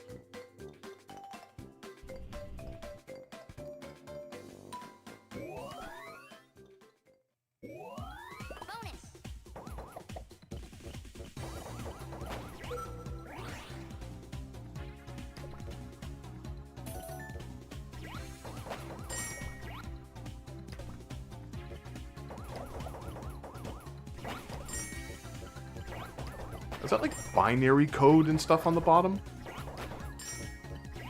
Or just say bonus over and over again? I think it just says bonus over and over. Weird. It's like a computer chip or something.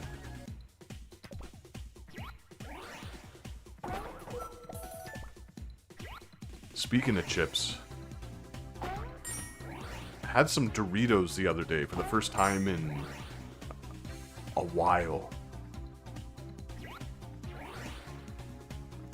And wow, did they ever wreak havoc on my stomach. That's it. Little old man story for you.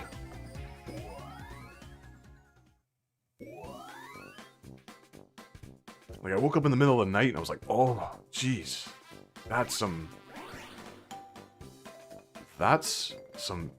indigestion.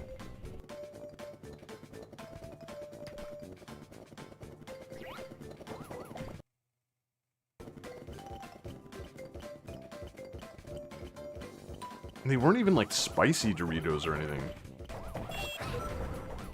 What do they put in those things?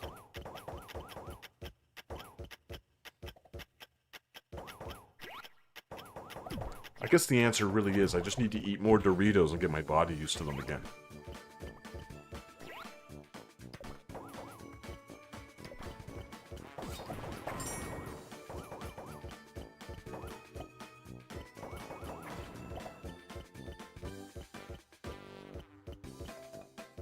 My favorite used to be, and I think they were limited edition, they were like blue cheese hot wing flavored. I haven't seen them for years. If I ever saw a bag of those, I would probably buy them. They were so good. The blue cheese just kind of tasted like ranch. Like the ranch Doritos, but like a little stankier.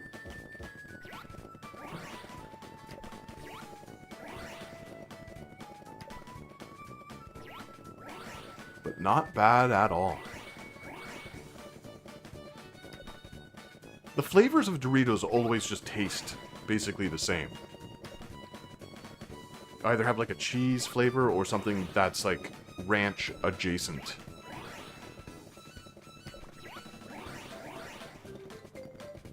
Am I ever gonna get out of this stage?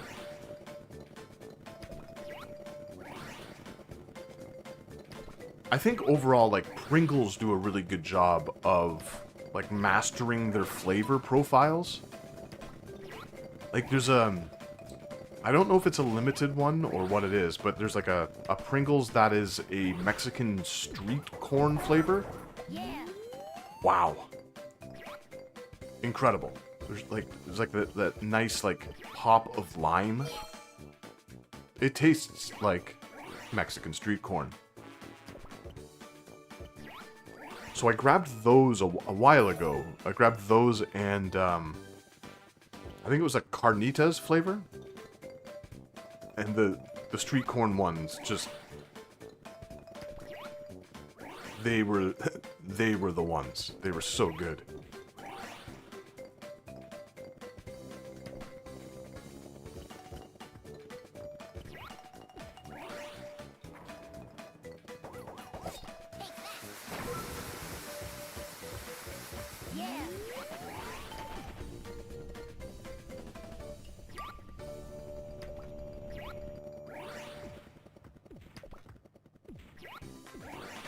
Come on, let's get this last one. Less than 5 minutes.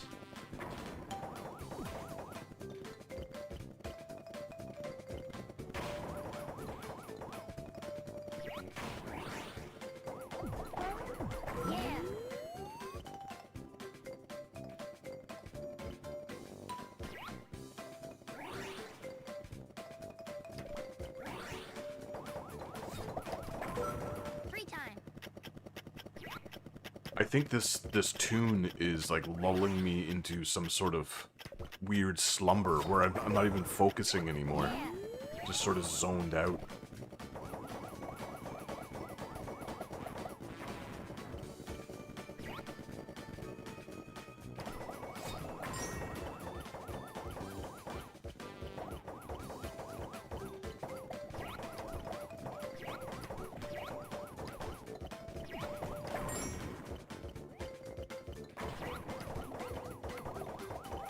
Slumber or stupor. Alright, I grabbed this one first. A while ago when we first entered this level. I just completely forgot about it. Oh boy. I hope we don't have to hear that song again.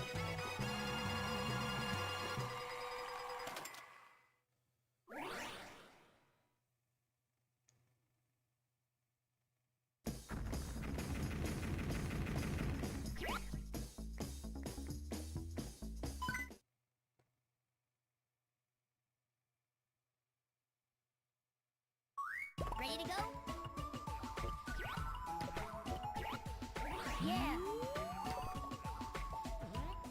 Like Alice in Wonderland here. Is that a giant whale? At least we don't have to hear that. Oh.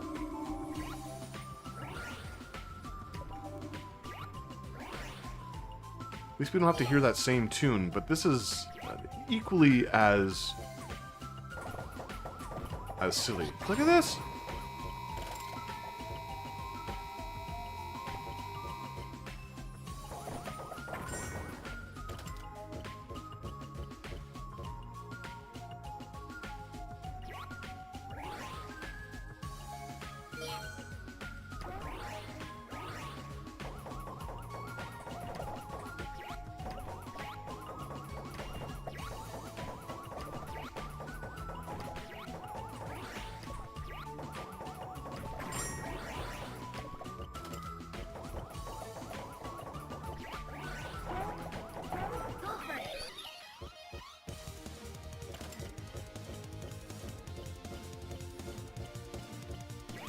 Was it like a prerequisite to have toadstools in video games?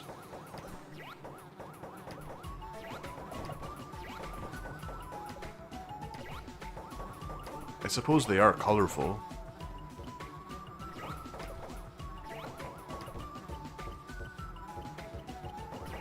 Ferris wheel.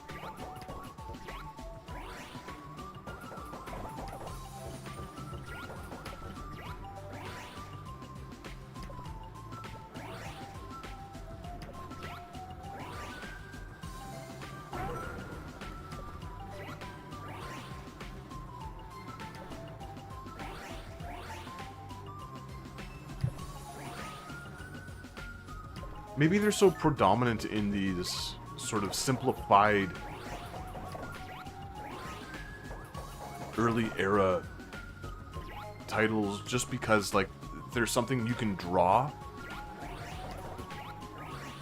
very easily and you can just add colors to them. Like, I know Mario, for instance, the reason he has a mustache is so his face just it didn't look like a blob.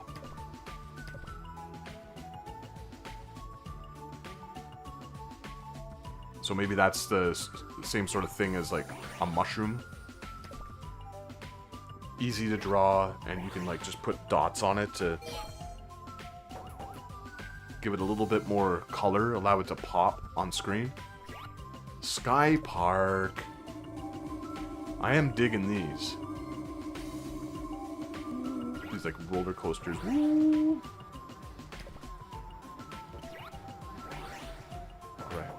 Right. Last jet pod. A little easier to find them in this stage.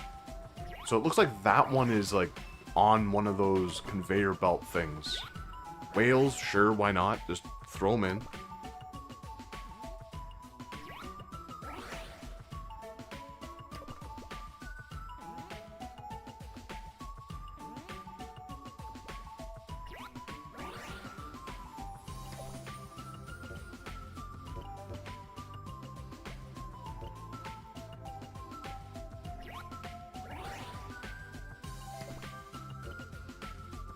Okay.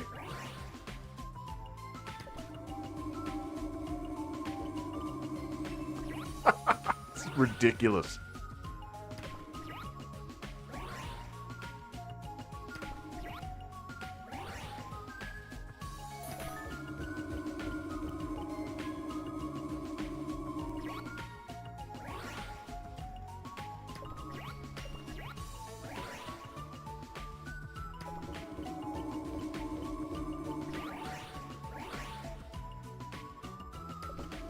I suppose it would be easier to jump onto the one platform and then just, like, wait for it to pass and try to get it. Don't fall off.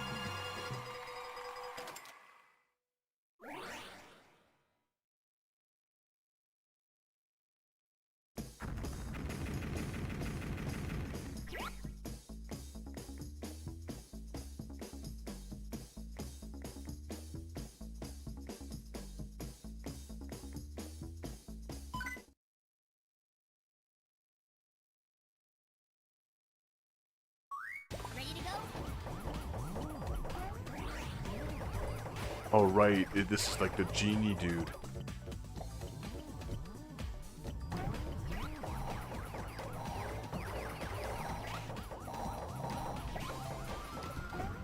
It's a very popular sound back then in the 90s. Like that sort of electronic beat. The doot doot doot doot doot doot doot doot.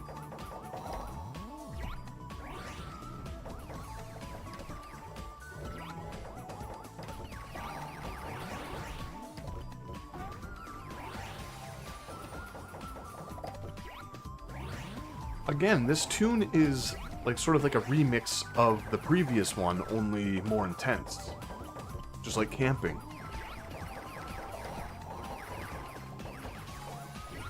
Are those arm hair needles?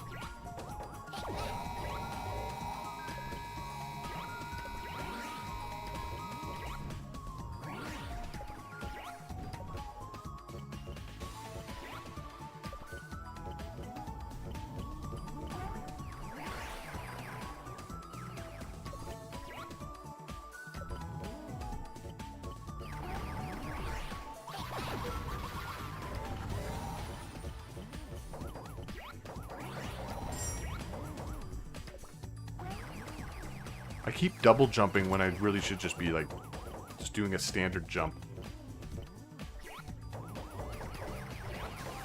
Bananas.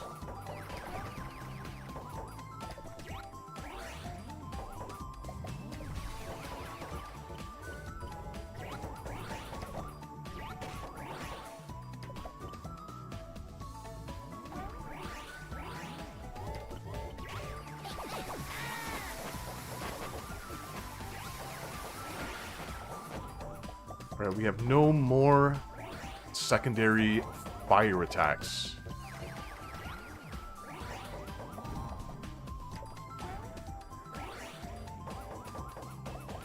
Sometimes that's me double jumping, other times it's like the fists are coming down and like hitting the platform and forcing me to hop up into the air.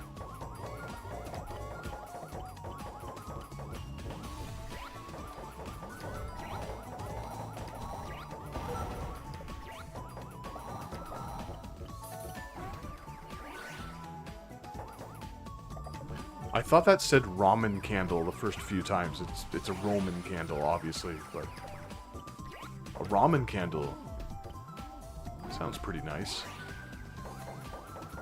Light that up. Be hungry all day.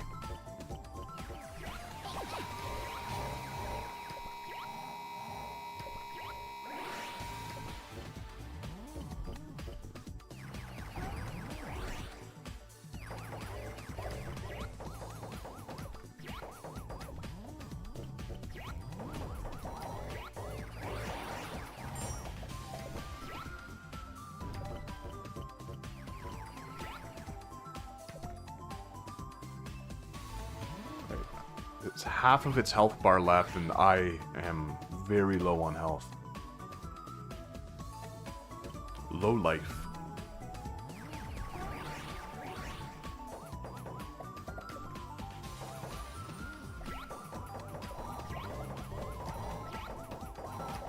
Danger!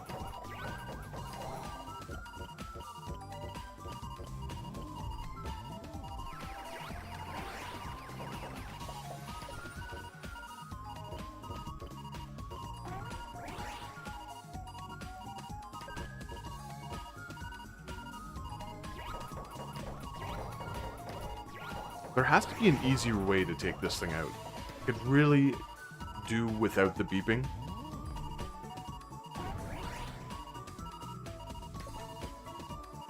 Huh. Unfortunately, those power-ups, they disappear after a time.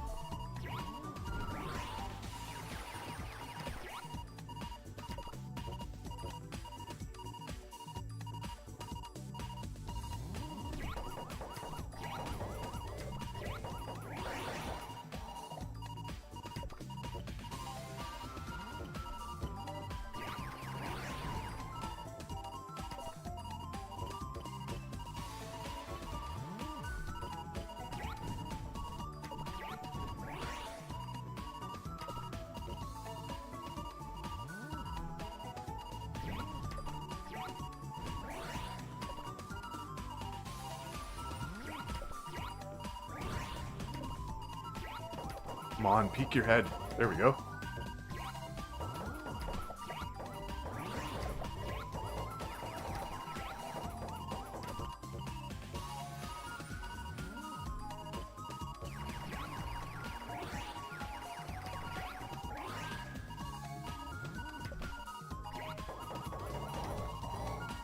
Wow, that incessant beeping. Really unnecessary.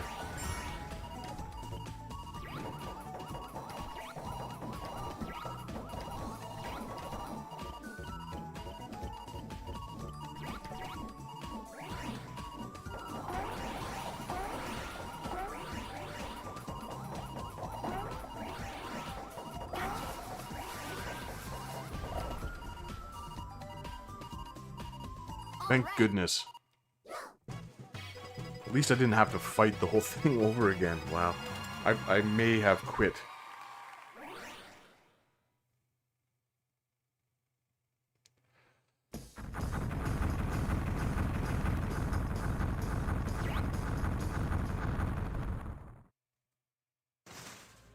Oh, that rabbit guy's so good.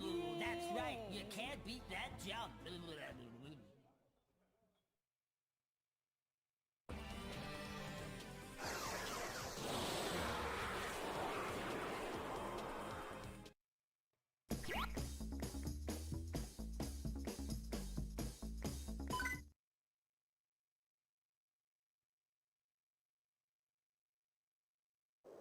The audio on the cutscenes is rather low. But that was pretty common for the era. Snow stage. Penguins.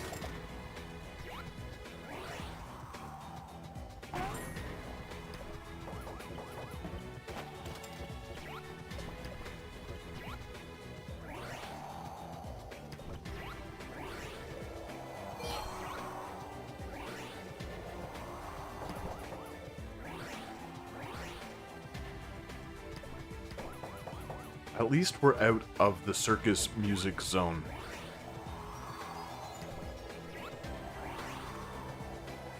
For that, I am thankful.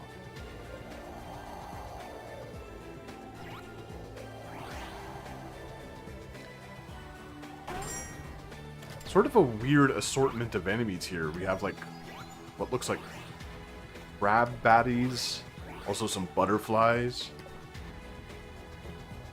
They couldn't come up with any other snowy foes.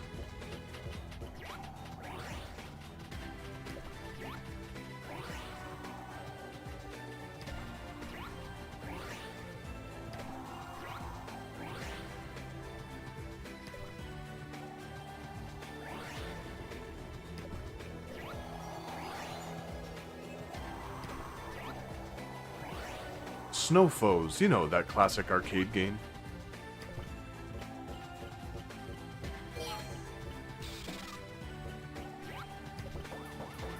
This tune's really nice.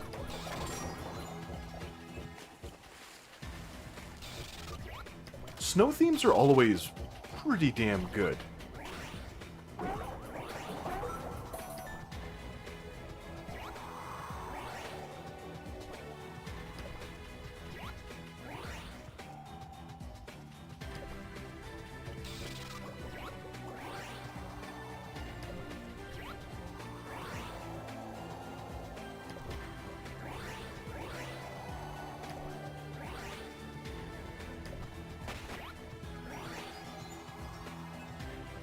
I can't remember if I ever played Jumping Flash 2. I almost said Jumping Jack Flash. It's a gas, gas, gas. I think because back then, like I said, like when we rented this, I didn't quite get it. Unlike the Cherry Bomb, which I just get.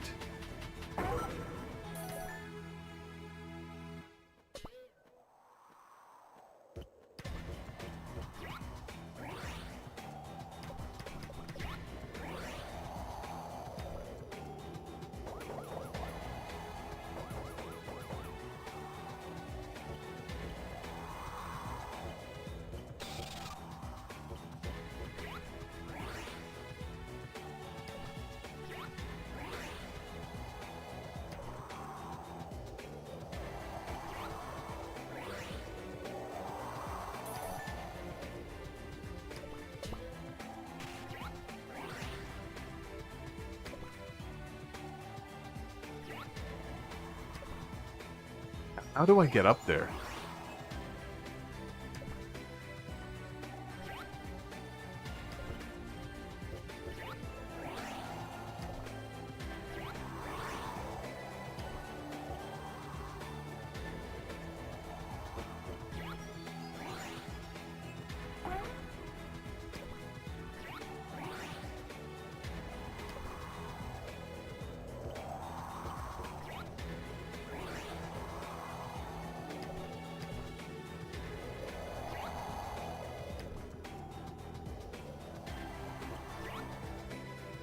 There's like a weird staircase kind of thing there.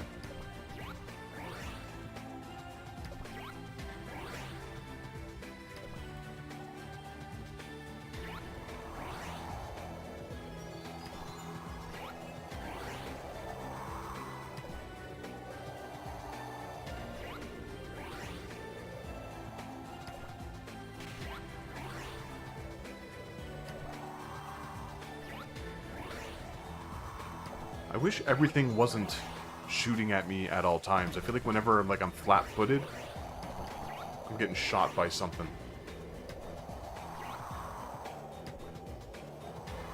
But it's not it's not egregious or anything. It's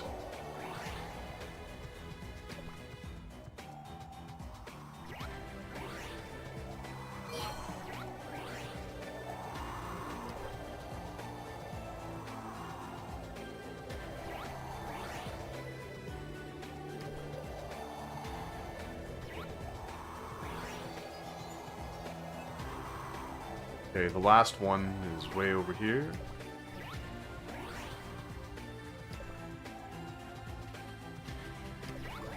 Oh no! That is so frustrating.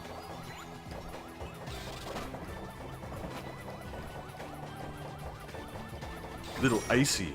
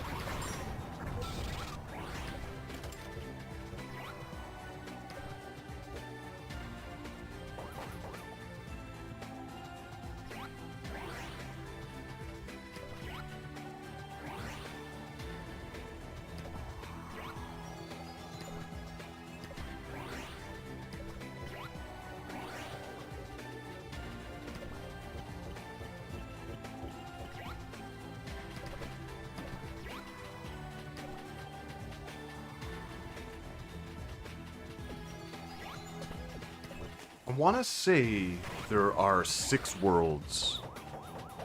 I don't think there are 7, because I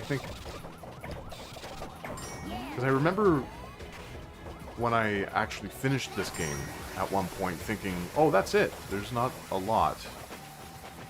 So I guess that would make 18 levels in total, since there are 3 in each.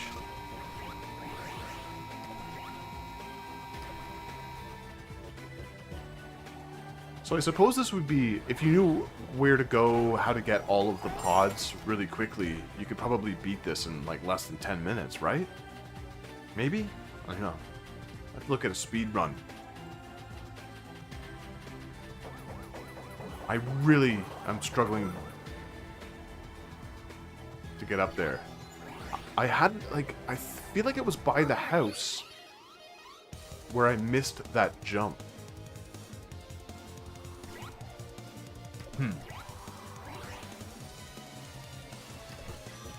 One to go.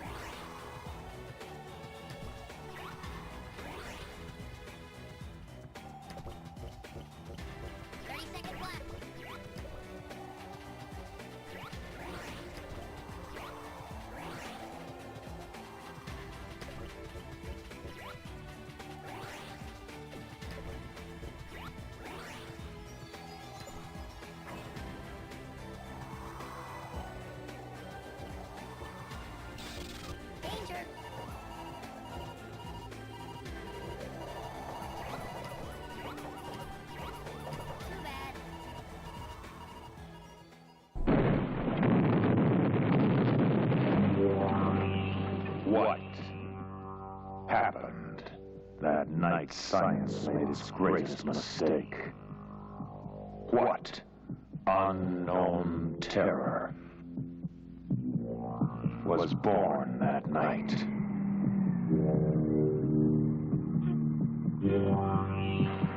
What is the terrifying mutant that strikes from behind the shroud of night?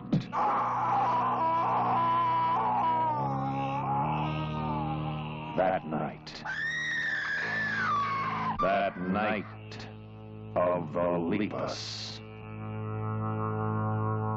A night of total terror, more shattering than your strangest nightmare. What caused the unnatural death, destruction, and panic that night of the Lepus? Janet Leigh, Stuart Whitman, Rory Calhoun, and Paul Fix. Night of the Lepus. Kill one, and thousands take their place. What devil creatures growing weight and size every day are hidden behind the eyes of horror? What can stop them? Night of the Lepus. From MGM. Lepus Special PC Engine. This game, I don't know about this game. So this is very Gradius here. This is like almost the same patterns, like the waves of enemies here.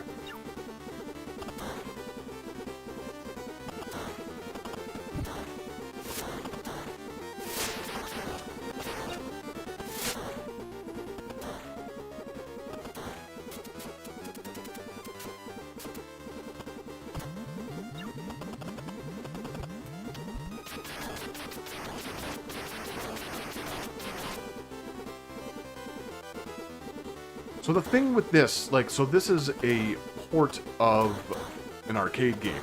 Maybe we'll look at that one next. So I think it's called Rabbit Punch in some areas. So when you get close to things, you can punch them.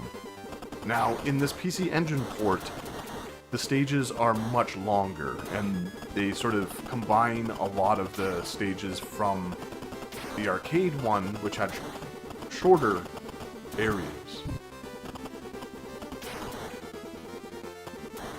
There's also, like, I think a different pickup. You can get, like, a bow. Yeah, they're like... So, the bow allows you to shoot quicker. Now, what you want to do is manage the missiles at the bottom. They're pretty generous with the missile pickups, so you can kind of use them fairly freely. But it's just, I don't know if it's the size of the craft or what it is, but it's very challenging. But not in a way that feels rewarding. I mean, any shoot 'em up or shooter, you have to learn the patterns. It's nothing new.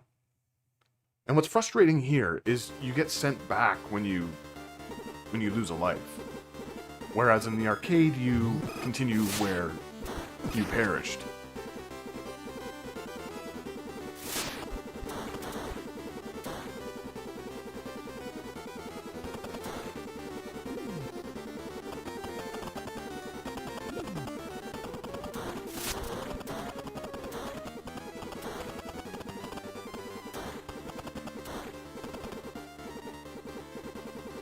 I don't know, it just...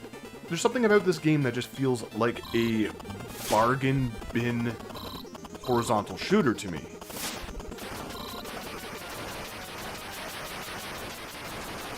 Like, it's very lively and nice looking, it's colorful, but it's just, it looks very stripped down at the same time.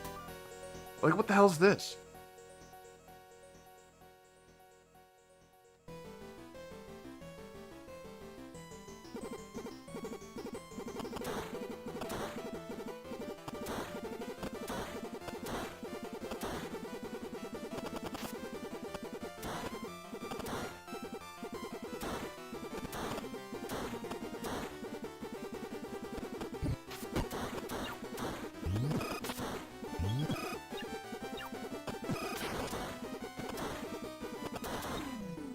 Okay, Teddy time.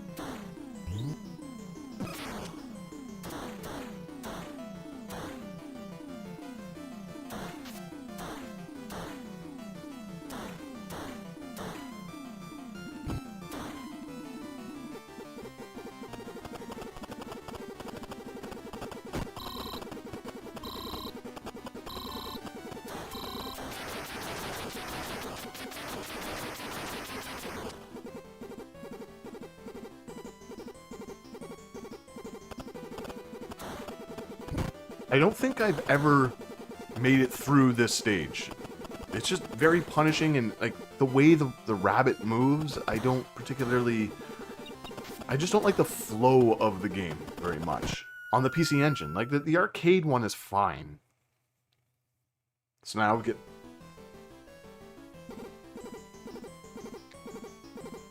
I have one life now to get through the rest of this.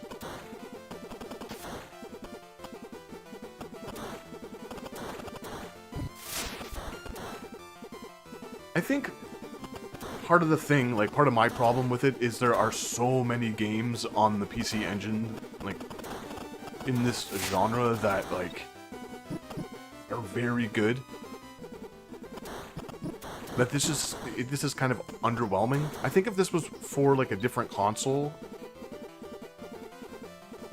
you kind of look at it and go, yeah, it's fine, you know? Like, if this was a Super Nintendo shooter, a console where, like, the shooters weren't all that great because of all the slowdown, I think you can kind of go, yeah, you could forgive some of the...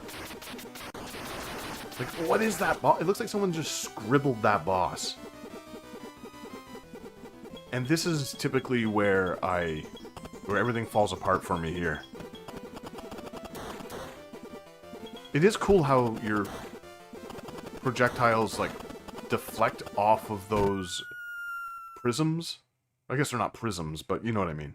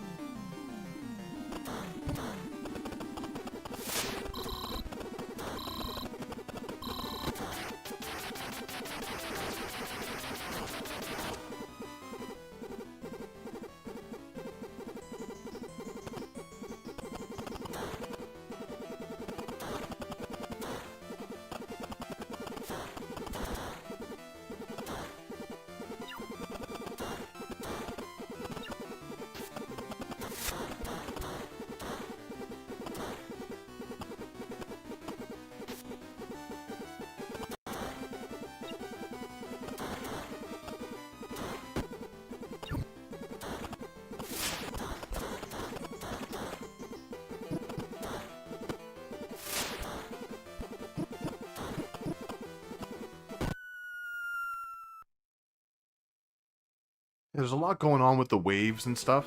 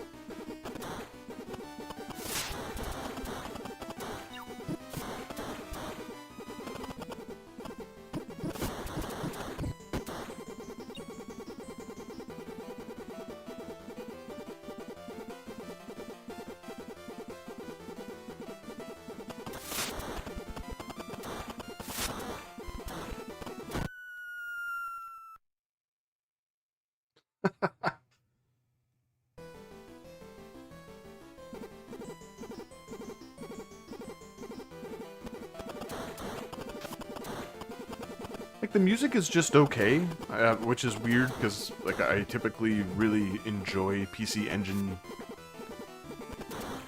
soundtracks.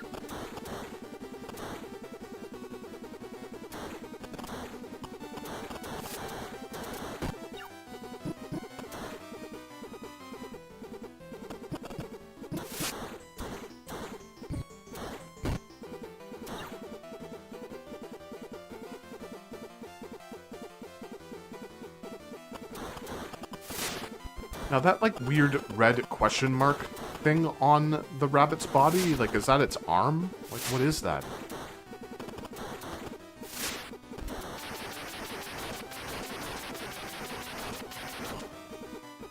The sound effects are pretty scratchy, too. Like, I don't know. I don't know. It's something to try out, like, if you like shooters.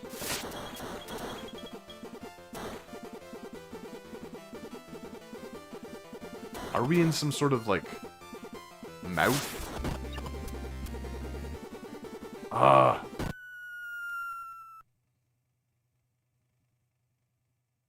We have, like, those weird... We have, like, those strange statues similar to the Easter Island heads from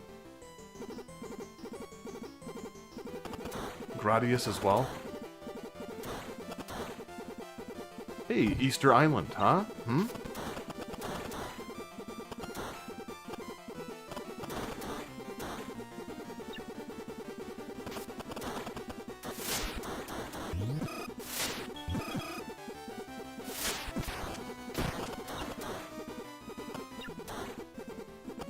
So I actually did the best I've ever done on the arcade Gradius.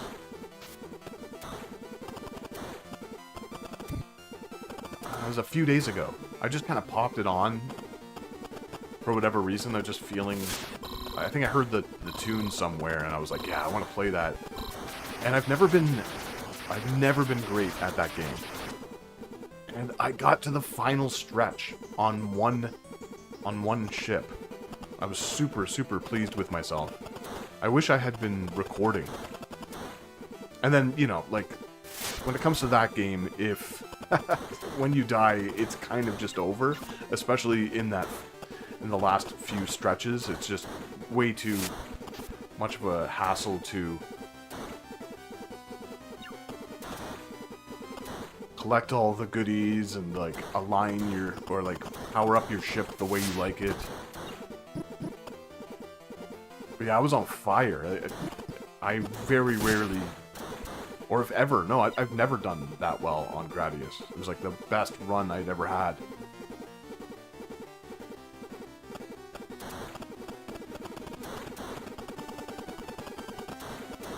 This boss bothers me.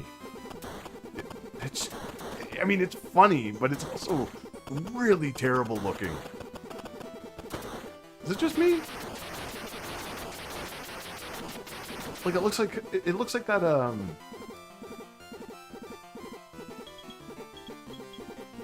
oh, it's like that, it looks like that, like, famous GIF.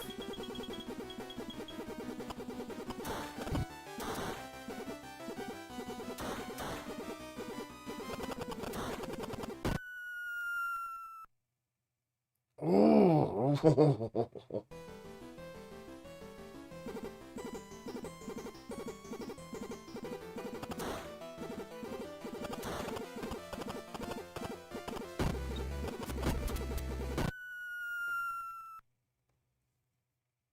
So I thought maybe I could just rush through those like you would in Life Force, but that's not it either. Oh, you can destroy them. Okay. Good to know. Now that I'm on my last... I think this is my last life. It's like a bargain bin Gradius. Such a weird game.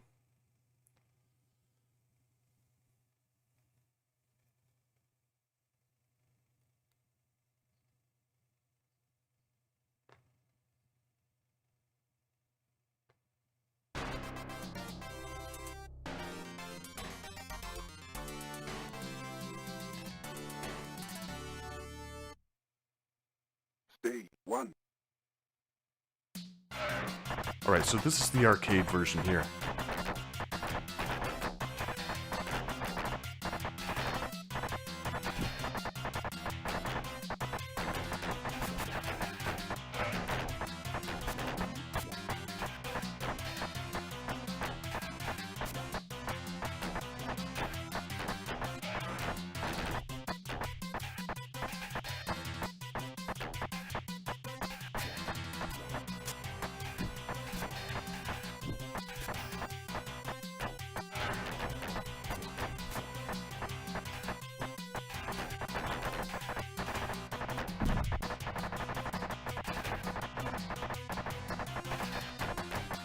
This tune is alright.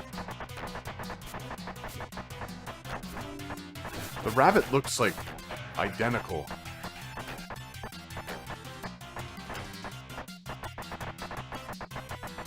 Less like just generic black backgrounds. You have some like detail going on. Missiles are empty.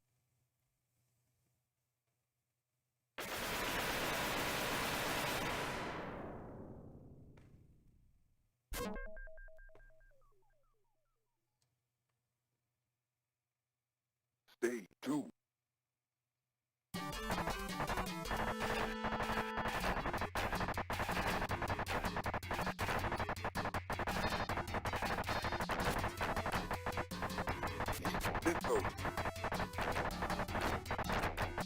If I remember correctly, the missile drops are far less generous in this one as well.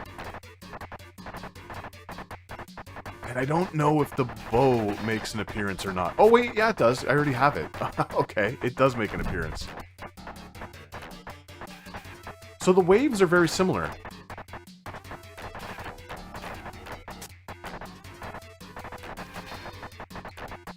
In the PC Engine port.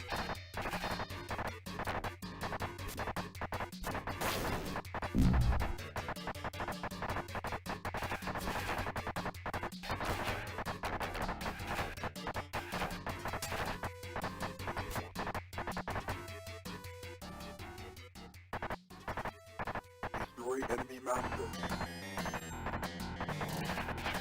Like, you can walk on the ground in that version as well, but it's just less...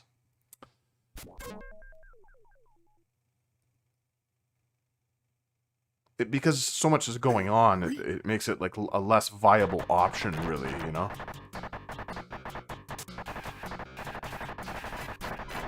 Missiles are empty.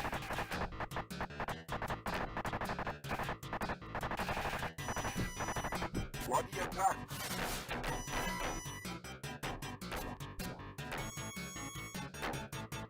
Teddy bear tornado. Time up.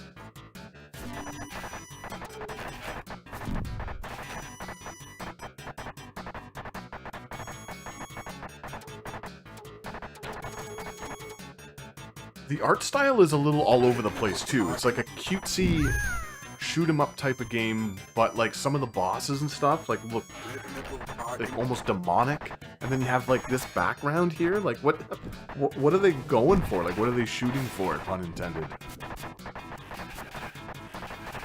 The punching feels better in this original version as well. It's less of a crapshoot, because I feel in the PC Engine alternative, like, sometimes the punches don't land and I end up taking damage instead. But yeah, like all these bosses, they just look like they belong in another game.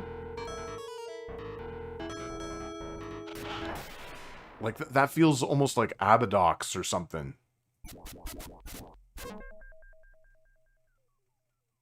Natsume, Milton Bradley, Abadox.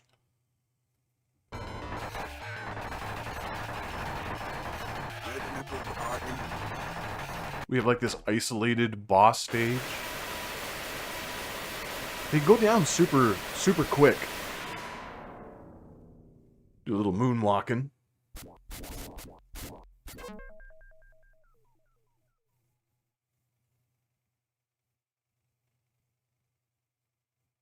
Thank you. bizarre, weird art style. Inconsistent, I'd say. Stage 5.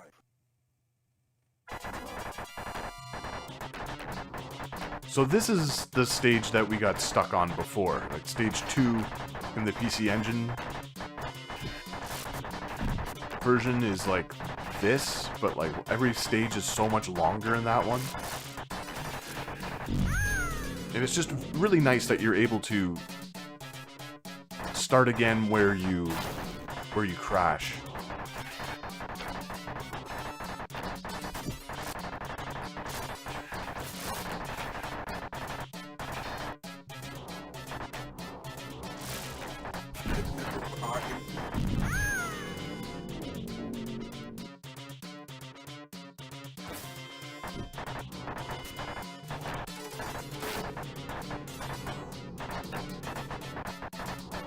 I feel like I never have missiles in this one. Like, you have to be a lot more careful. Like, we have, like, you know, like these mechanized space creatures. We also have some, like, demonic gray bosses, and then this cutesy little rabbit fella. Look at this thing, like, what are we doing artistically here?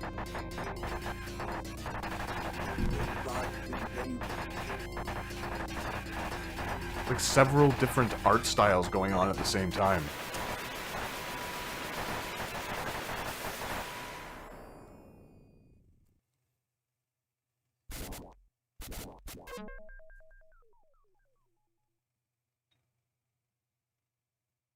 Stage 6.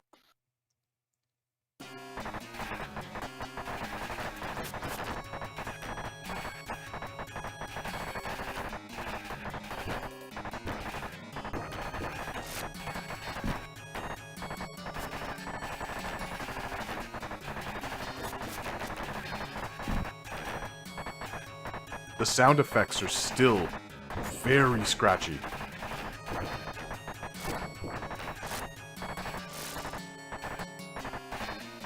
But I mean, it could be a bad ROM dump as well, but I don't think it is, because the PC Engine one sounded very similar. It's like very harsh.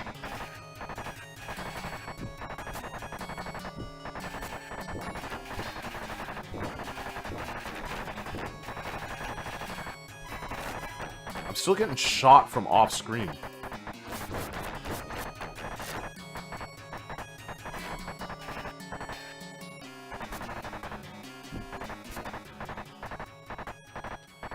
And that's not me bumping my mic. That's the sound effects in the game. Like the boom. Those low... So this boss doesn't look any better. It still looks like that meme.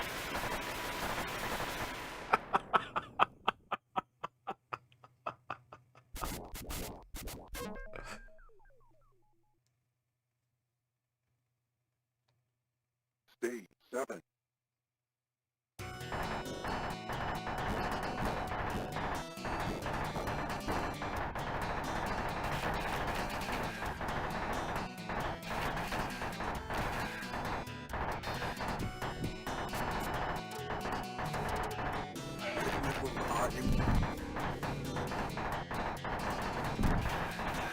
Look at all these pellets.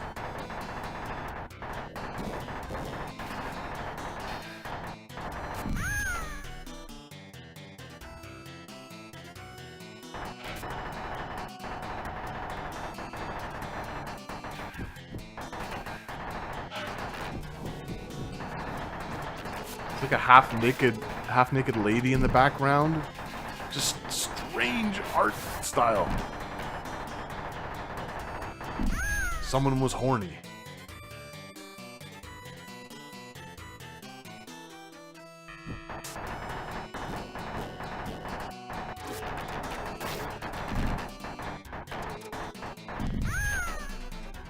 I always get like, I don't know, I always get like a really creepy feeling when people sort of like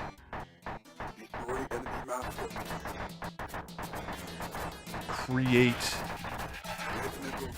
like animalistic characters that are like kind of like sexy human ones, you know? Like Blue Sky is filled with that.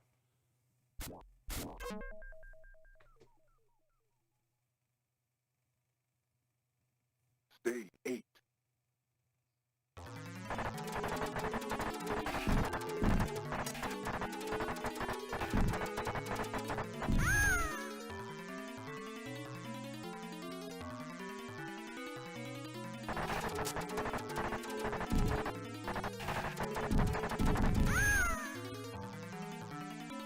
What in the hell?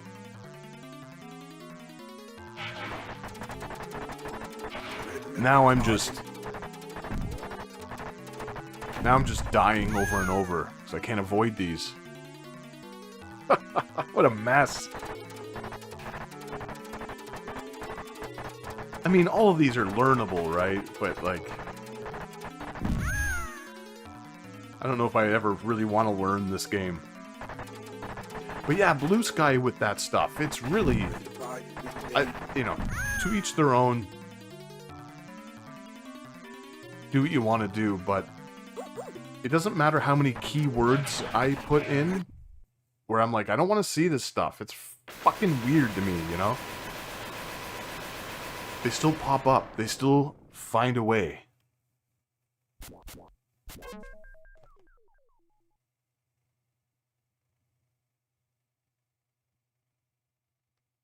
What the? What's this dude?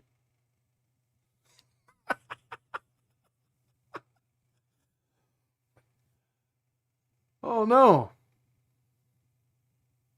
Stage 9.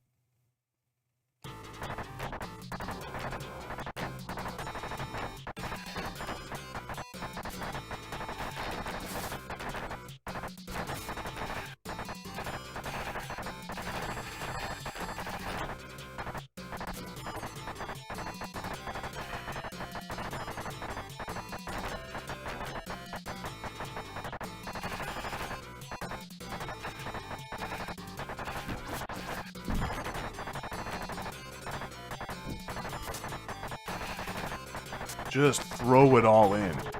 Devil heads. Roboids. It's just also like... It's almost like they had like a bunch of different games and just threw them in a blender and were like, okay, yeah, let's... What do you want to call it? Ravioli? Okay. Get it out there. Get it out there into arcades.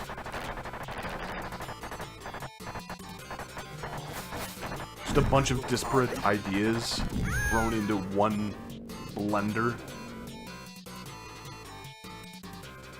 Jeez.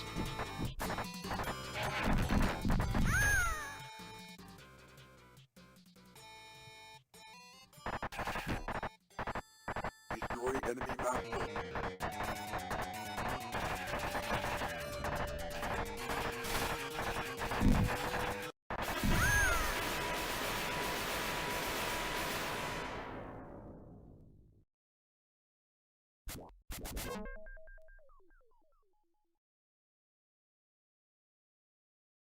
Stage 10.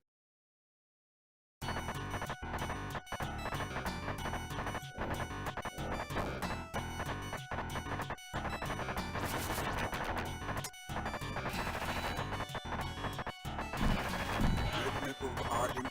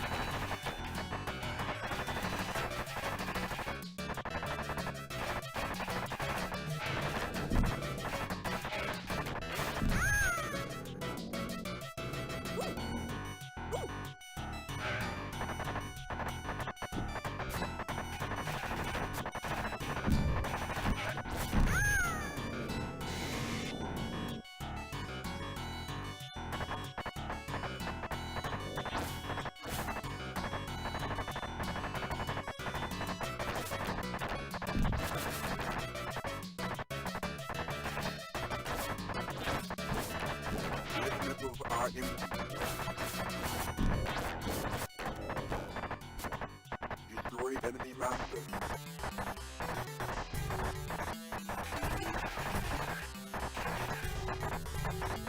Red missiles are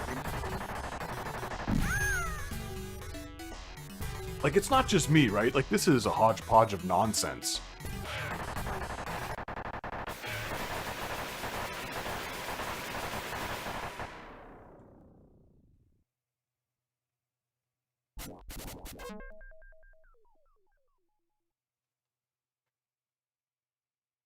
Stage 11.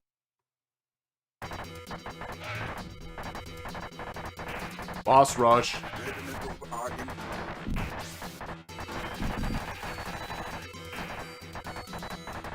I think I've sort of given up trying. We must be coming in close to the end now.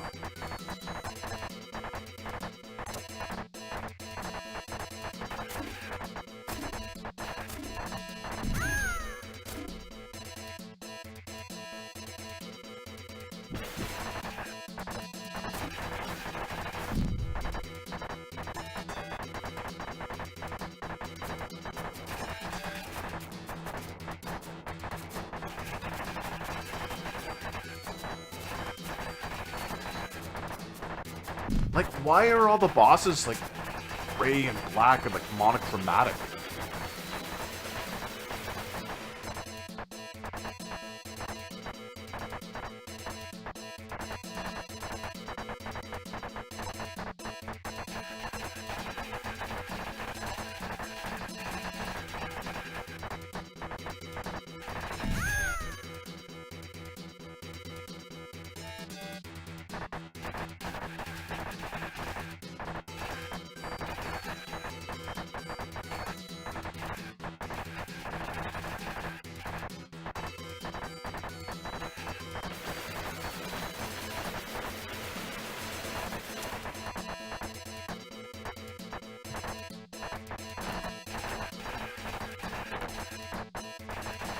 Oh, here we go again.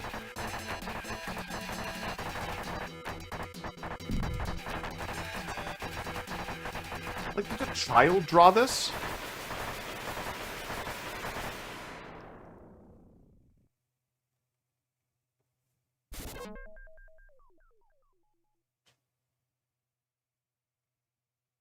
Stage 12. What? Just Satan? What?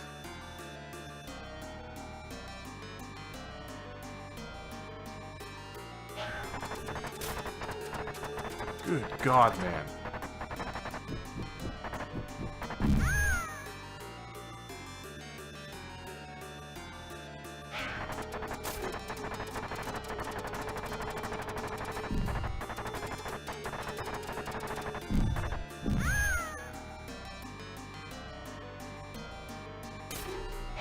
Red missiles are in. Red missiles are in.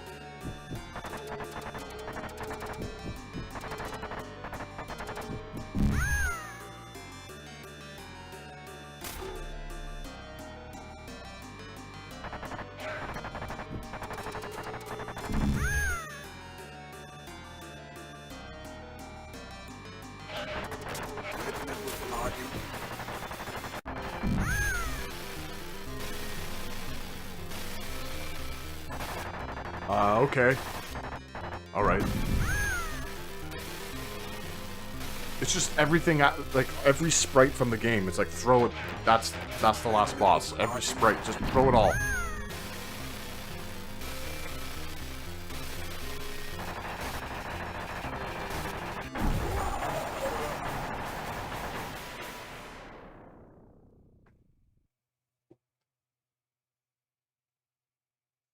Was this like a money laundering scheme? Like, what is this?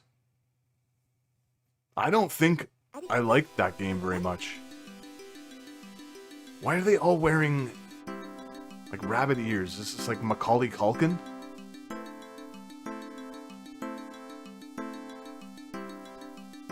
Bizarre.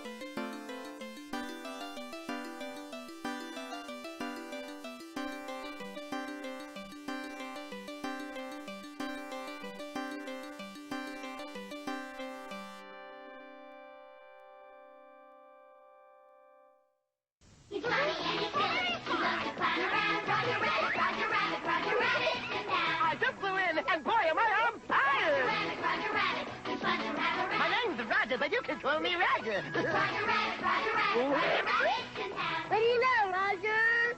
I know it's been in touching doors. I just stepped on a poodle. Funny and he's silly. He loves to clown around. Bye, Roger. Roger Rabbit's in town. Roger Rabbit and Talking Roger Rabbit, sold separately.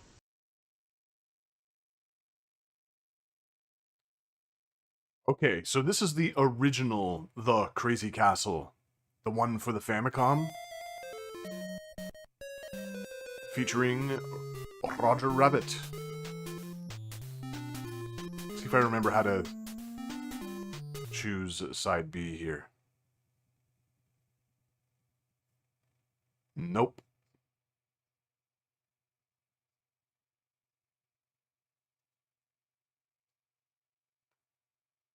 It has always annoyed me that it's called The Crazy Castle instead of just Crazy Castle. I don't know why. So this game is significantly more challenging than the NES version, which starred Bugs Bunny.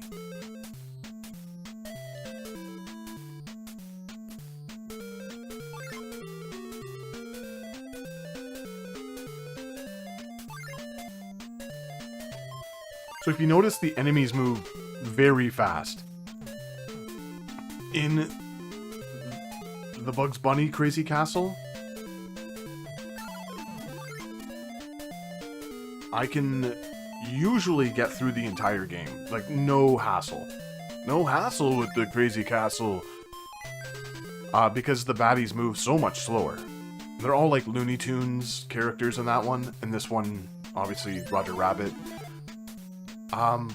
But this particular, like this original version, I have a really hard time getting through it. Now, if you destroy all of the enemies, you get an extra life. I think that's how it works.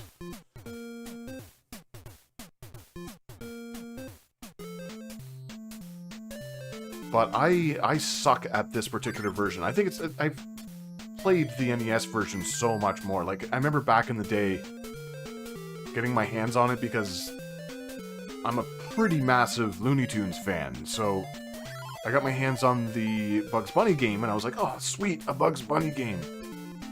And I really did not like it, because it's more of a puzzle game, right? But then, you know, as the years, decades have passed, I've really learned to appreciate this thing for what it is. Like, it's a terrific little puzzle game. And on the Game Boy, it's Mickey Mouse. And the stages, it's not a reskin, the stages are quite different in that one. Like, there are a lot of similarities, but the stages are a little different. Now, the weird thing with controlling your main character here is that if you, let's say, fall off a ledge or whatever, there's no fall damage, but you will always move a step in whatever direction you're facing, which makes it, I don't know if that's an oversight or it must have been intentional, but I have no idea why they would have designed it that way.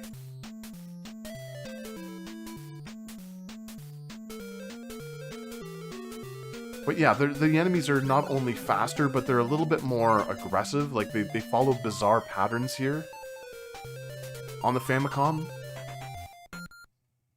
I just did a bite-sized bits review of the NES one, the Bugs Bunny Crazy Castle, because I'm playing through a ton of Looney Tunes games for a video that I'll eventually finish. It's taking me forever. It's basically a video on all of the Sunsoft 16-bit Looney Tunes games. Right, so the potion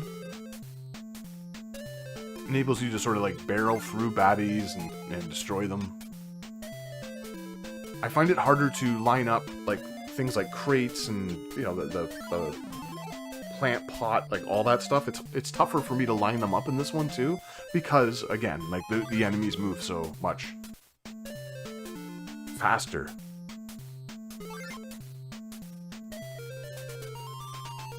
But yeah, I mean, it's fine. The music is great. I love the little jazzy tunes. And then eventually when we get to like the sewer, or the, I guess like, I don't know what you would call it. The one with all the pipes. Gets, like, intense and really great. It's a cool little game. Like, I mean, there are millions of these games featuring a wide array of licensed characters. I think mostly Mickey Mouse. Oh!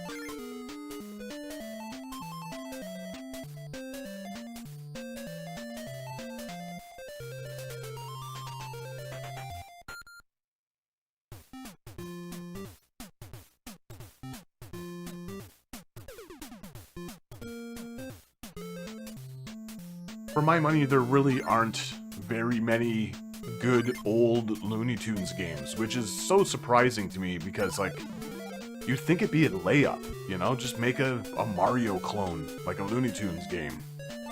They did it with the Tiny Toons, like, a lot of those were just, like, Mario clones, especially the one on the NES. Like, that was basically, almost literally a reskin of Mario 3. And they're fine, I guess. I don't know.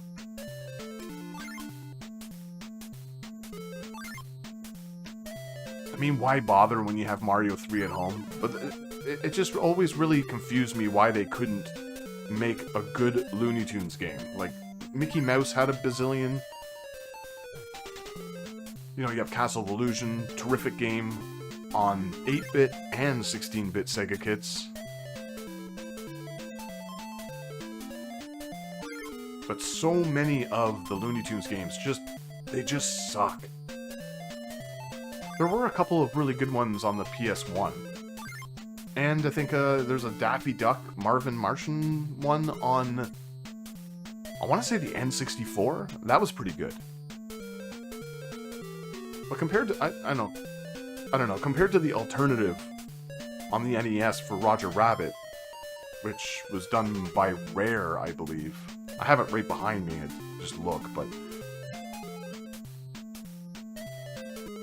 I'd have to sort through my NES games.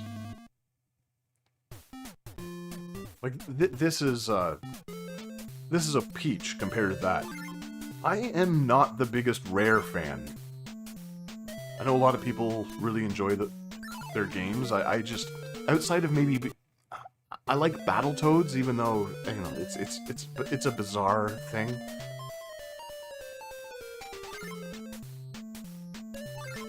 I just don't think they were very good developers.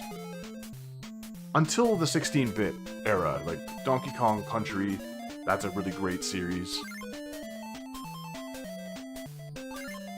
GoldenEye, you know, like, the N64 stuff was great, but the earliest of Rare games, not so great. Oddly, like, I don't think Kemco released a lot of terrific games either, and yet, here we are. Like, this is a pretty good Kemco game, or series.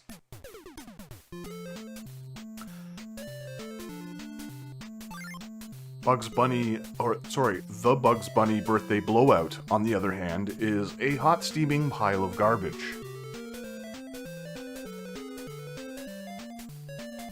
I don't watch a lot of reviews or anything. Like, I don't watch, like, actually, I don't think I have any video game channels in my, oh, no, that's not true. I have Civvy11. I like watching his stuff. His PC stuff. But I do read some of them. Like, I do like to read video game, like, especially older video game reviews. And, this one person, I don't particularly agree with a lot of her assessments on games. The one thing that she and I see eye to eye on, I guess, is Birthday Blowout. I've heard some people say it's a great game, well, it's an okay platformer. It's not. It's complete and utter garbage, as far as I'm concerned. I don't see how anyone, like, a lot of times, you know, people will disagree with my opinion on things, and it's just like, okay, whatever, you know, like, I can see how you could feel that way. But when it comes to that Bugs Bunny game, I don't see anything good in that thing. It's choppy, like, it plays like trash. The enemies and stuff are just like, whatever, the kitchen, it's like, speaking of, you know, Raviolipus, it's just like everything and the kitchen sink. Yeah, like soap boxes. Bugs Bunny has a hammer. It's just so dumb. Like, how do you fail at taking a cartoon character and just making a platformer out of it?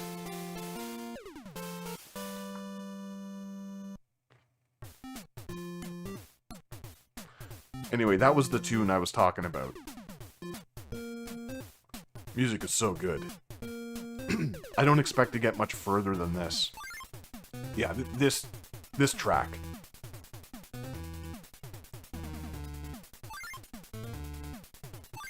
Who's that little dude down there? Oh, is that supposed to be the Lloyd character? Not the Noid, the Lloyd.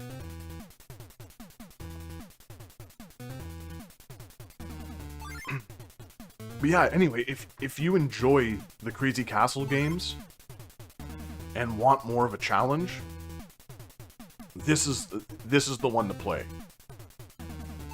It's so much quicker.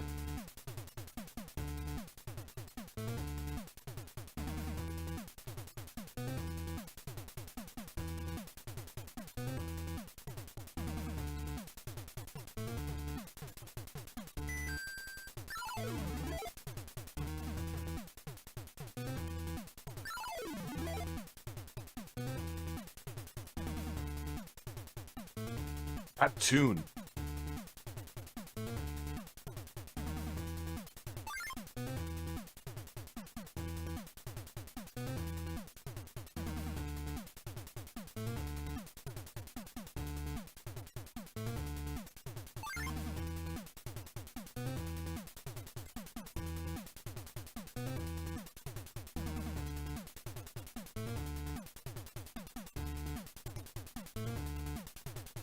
Alright, Weasel, get out of the way.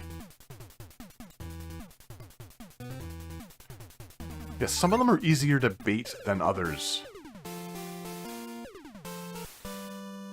Like I said in my bite-sized bits review of the Bugs Bunny one, I kind of wish, like, so when you pick up the glove, I wish they would just, like, have a glove on screen so that you would know that you have it.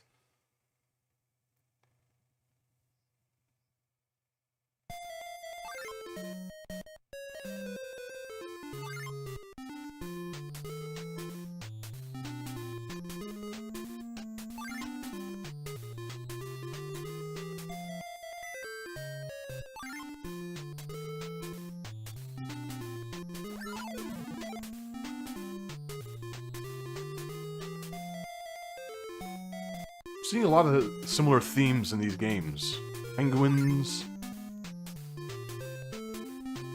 tortoises. Like, the tortoise thing makes sense, right? Like, the tortoise and the hare.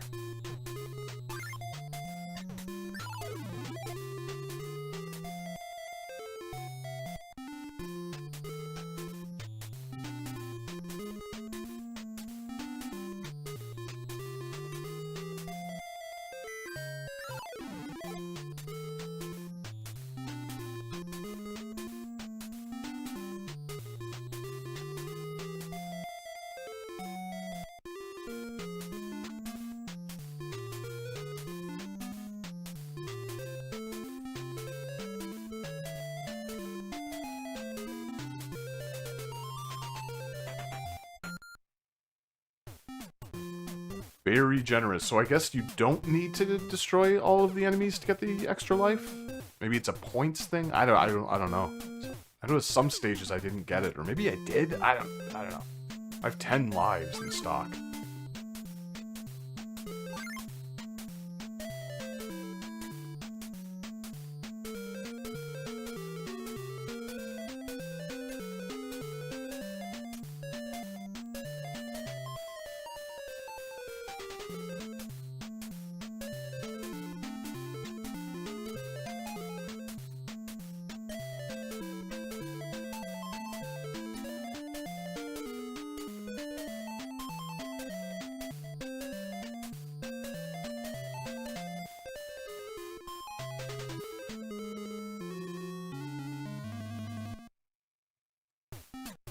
Such a catchy tune.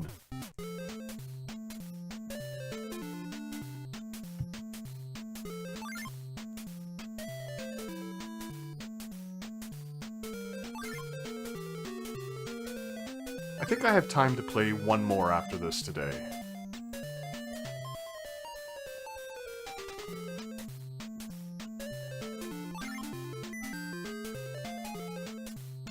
Yeah, like there's like just no visual distinction or like there's no language telling me that I have the glove.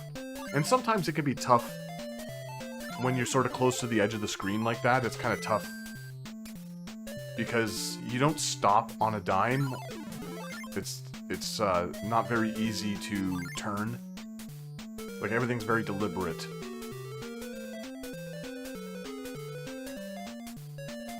But yeah, it'd be nice if just put a glove on the screen. Let me know that I have it. See if we can bait this ape over the corner. Gorilla or whatever the hell it is.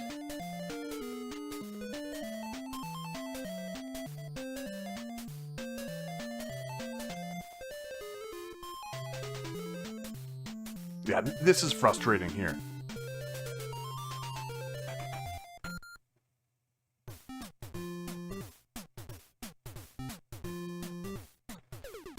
Get passwords.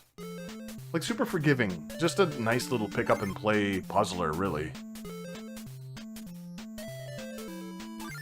It's not the greatest thing, you know, it's just very basic.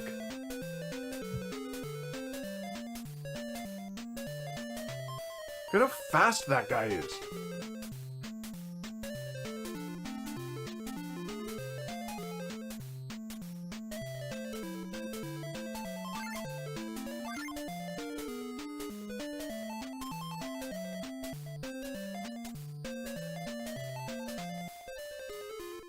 I think it's time to rewatch Roger Rabbit. It's been a while.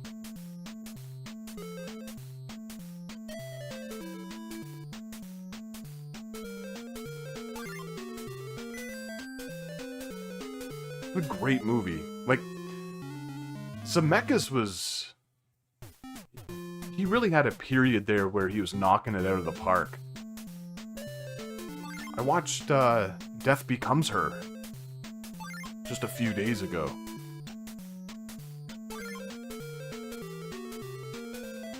And that's a pretty good flick. Until the end. Like, it kind of wraps up super quickly. And I don't think that, what's her name? She was with, like, David Lynch for a while. I think her last name starts with a B. The witch lady in it. I don't think she's a particularly good actor.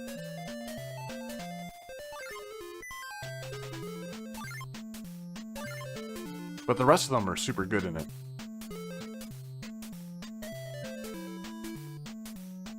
And of course, you know, Back to the Future. I'm just happy that, who is it, Bob Gale? Like, Bob Gale and Zemeckis own the rights to Back to the Future, so we're not gonna get, like, an endless amount of sequels to it, or, like, remakes. At least until they pass. It's just nice to, like, have a series that ends and it doesn't go on forever. Like everything else these days.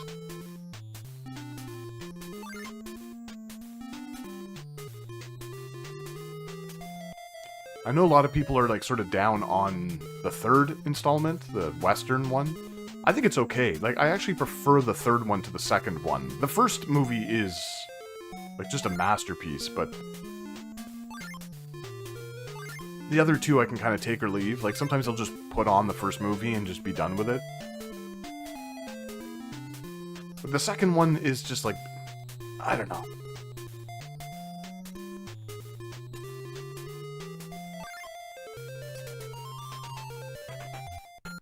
It's a little too goofy.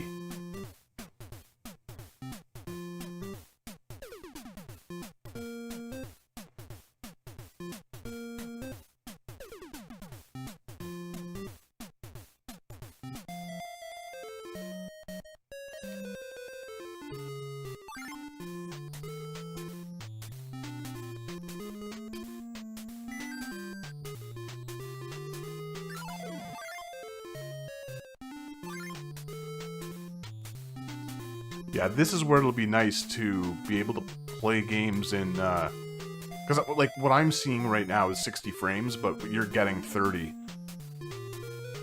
Just due to the limitations of,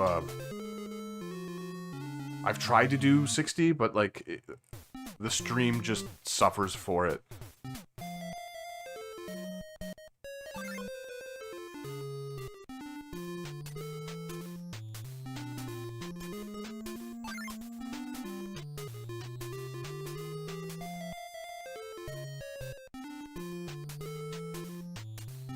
But having a second PC set up will be so much better. So the next time I do one of these, it'll be hopefully more consistent, better quality.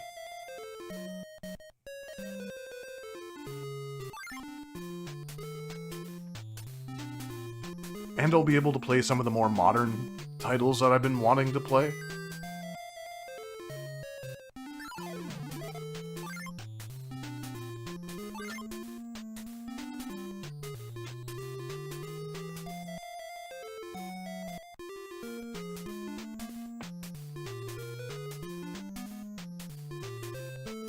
What am I gonna do here?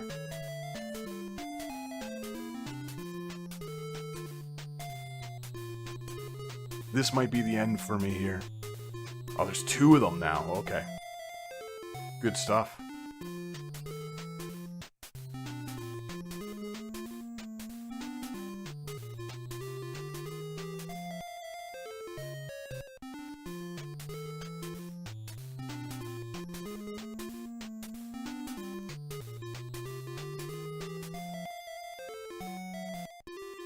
Yeah, like, scenarios like this rarely occur in the Bugs Bunny variant.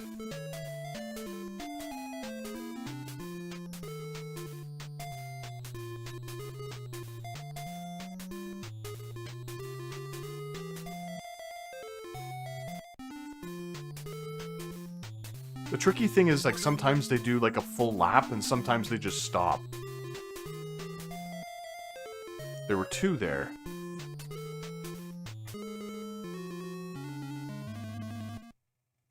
Huh? The toys beat the hare? Why, that's ridiculous! Why, I never heard... What? Who'd ever believe such a zany story?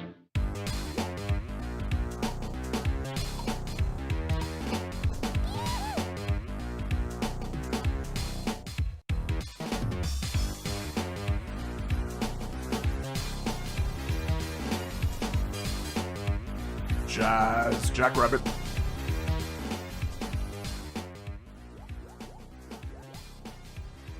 Ooh, that's coming in a little hot there. Maybe I'll turn that down.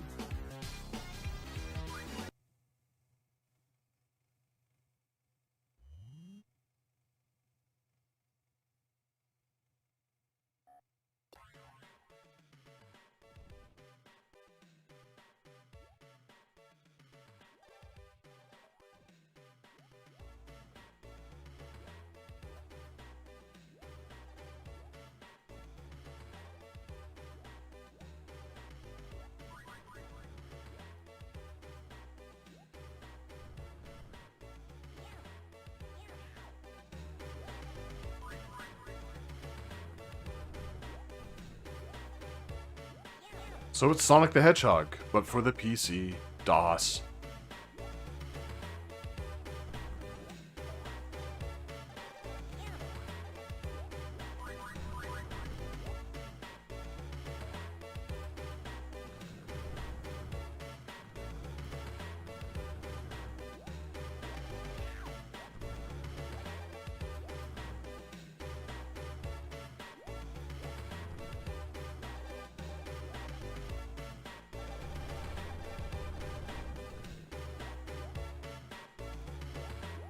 It's okay, like it's a shooter, platformer, mashup.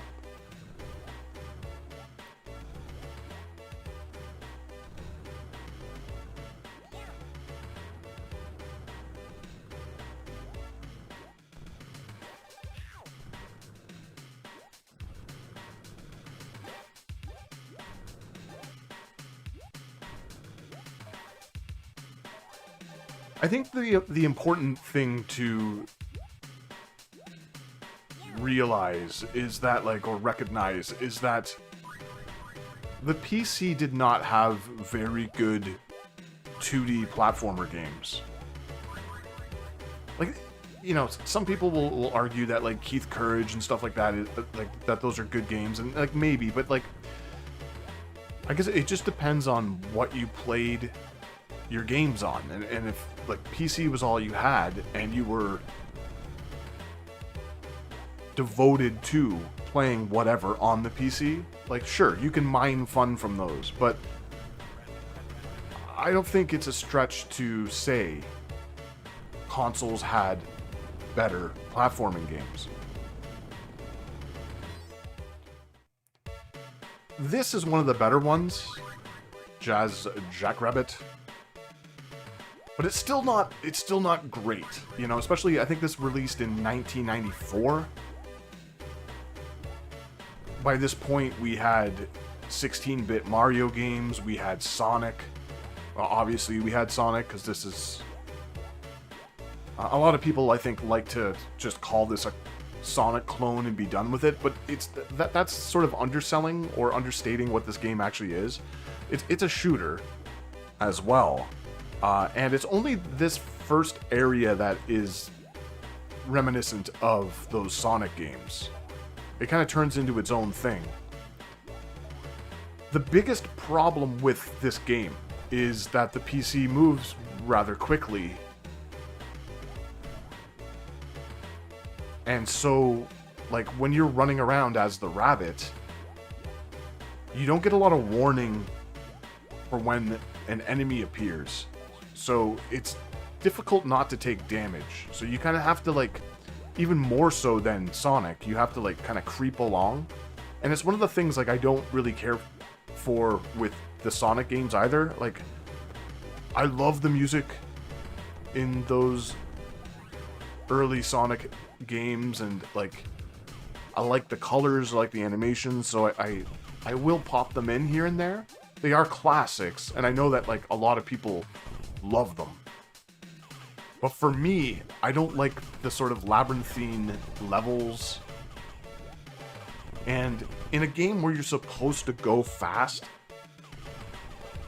or it's, like, advertised as such, you can rarely sort of run through the stages. Now, like, the first couple of Sonic games, like Sonic 1 and 2, the design is pretty good, where it allows you to, like, sort of open up and just go for it. And it's sort of, because the design is so good, it makes you feel like you're really blasting through the stages, and you're sort of, but in reality, it's because the developers were like, okay, we need to allow the player to sort of just go hog wild. But I think a lot of people sort of forget, people who don't play Sonic a lot, they seem to forget that, like, it's not all about going fast, especially the first game, where it's just like another platformer, really. And going fast results in some really unfortunate deaths. Like, the animations here are great. And again, I would consider this one of the better PC platformers, but it's just...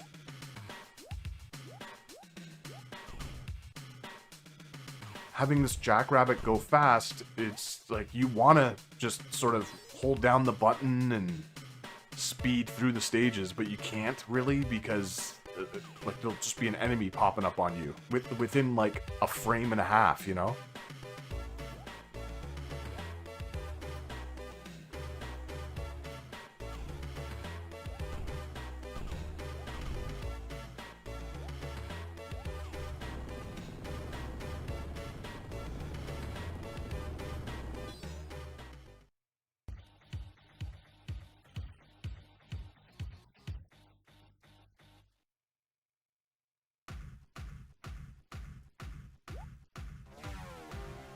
And I mean, these stages here, these bonus rounds, straight from Sonic CD. Sonic CD? Yeah, I think it's Sonic CD. Are the ones that had like the 3D. Like, let's be honest, none of the Sonic games, or at least the older ones, had good bonus rounds. And this just stinks, because your momentum... Yeah. Like, yeah, this does not... It doesn't feel good.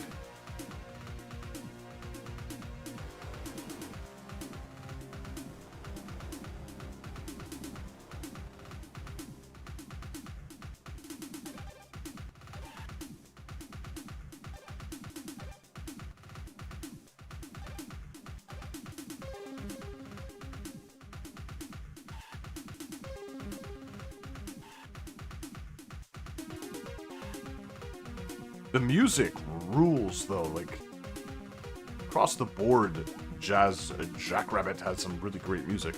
But I remember picking this up back in the day. I think someone just kind of burned me a copy or something.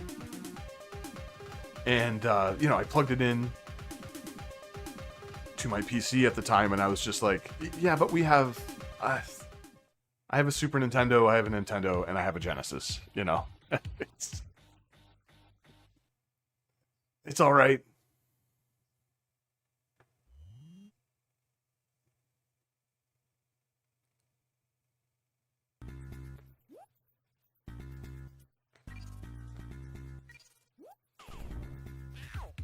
You've got a lot of content here, though. There's a ton of episodes, but also there are other ones you can like sort of add on. I think there's like a wintry one, like a holiday themed one. So I mean, if you were a Jazz Jackrabbit fan, like, you could play this for a while. There's nothing inherently wrong with it. It's just, you know, as someone who had a PC and consoles, fortunately enough, like, it's just not as good. But I'm also, again, not a gigantic Sonic fan. I was always more into Mario. Like, I just like the way Mario controls.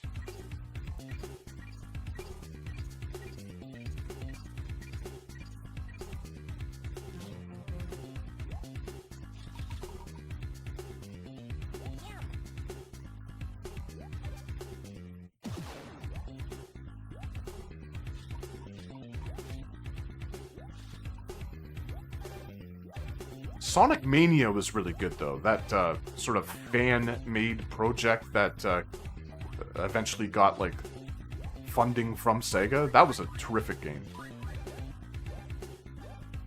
Even if we do see a lot of the same familiar environments over and over. But that's just, I guess that's just Sonic.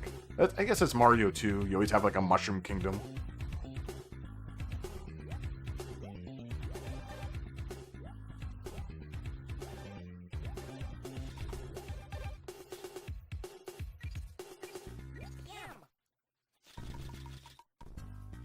The one thing about, like, the Sonic series is, like, the music is awesome, especially in those first two games. And, you know, Sonic CD as well. I don't know if I like the Japanese version or the American version better. They're, like, some of the songs are, like, the tunes are good on either one. Just depends.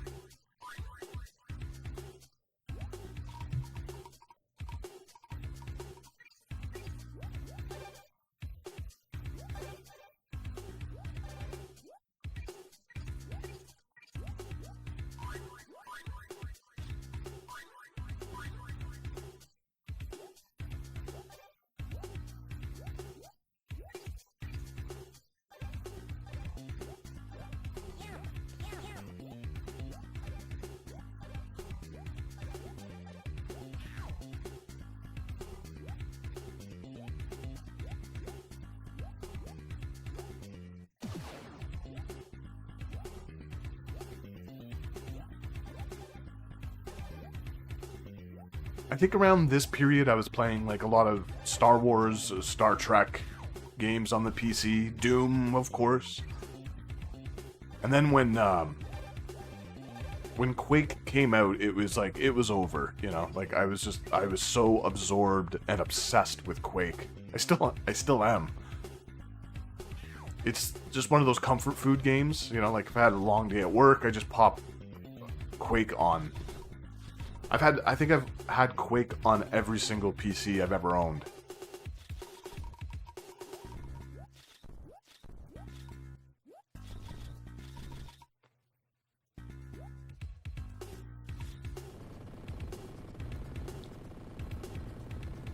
It's just, I don't know, the PC was better at certain things.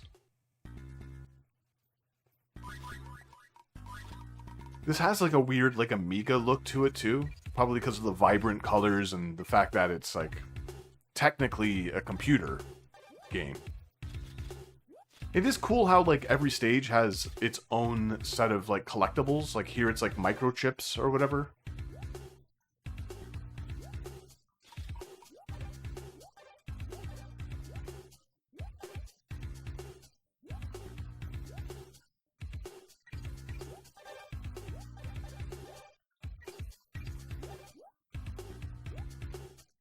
Yeah, exactly, Jacob.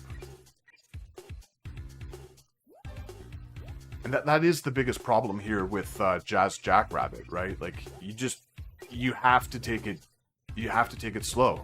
I don't even know if anyone could, like, master memorizing these stages, just because there's so much stuff.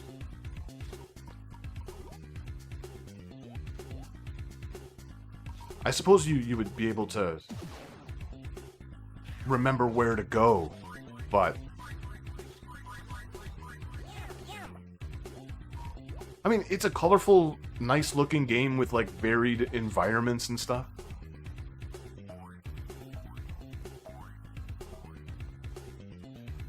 I guess what I'm saying is that I totally understand why this game is so beloved, like amongst like PC fans.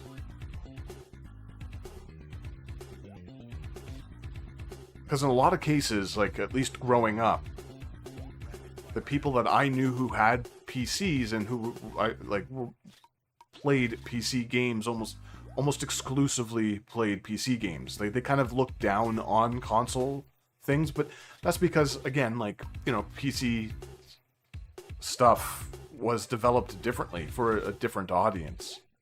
Like, you know, your point-and-click games, your first-person shooters, your adventure games, like all of those things played better on PC. It was more of like something for people with, I don't want to say more intelligent people, but you kind of had to know how to set up your PC. You kind of had to be more patient. So like, whenever I think of friends who were exclusive PC fanatics, they were playing stuff like Blade Runner and like a lot of point and click kind of things where, you know, frankly, you can't really be stupid in order to play those because there's a lot of things to figure out. I mean, hell, like even just getting some of these things up and going and running was a puzzle.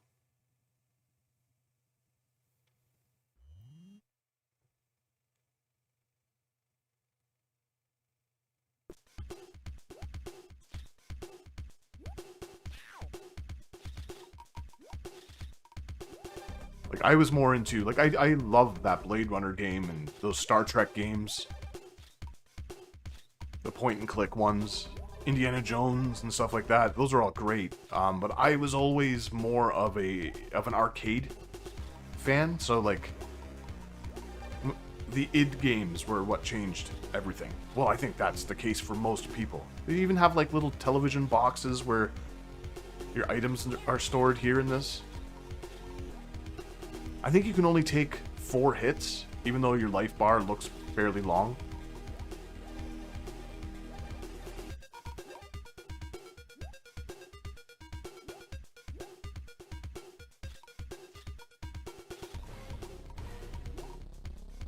I'm always just trying to figure out, like, why people hold certain things in such high regard. And I know that this game is, like, people really enjoy it, and that has to be why, right? Like, because it was like having a console game on your PC.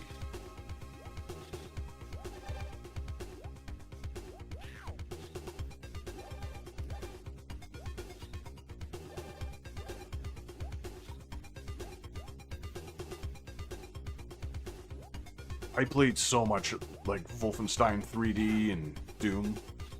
Kind of crazy. And like I said, like when Quake came out, it was just sort of over. I don't think I played anything else but Quake for a very long time.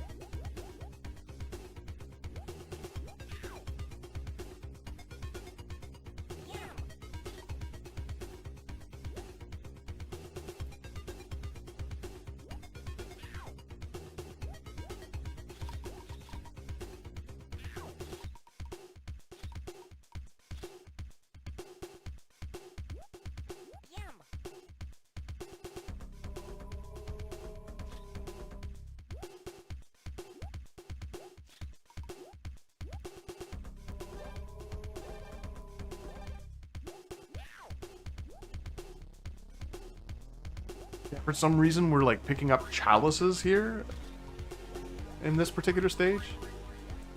Kind of strange. Is it supposed to be like I guess it's supposed to be some sort of like medieval castle thing? So we have like the knight heads running around. This.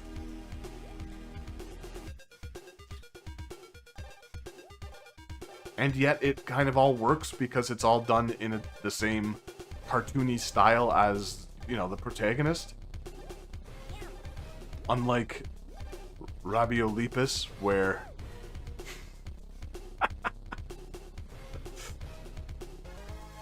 Whoa, you gotta have like a hovercraft speaking, or a hoverboard. Like speaking of Back to the Future 2.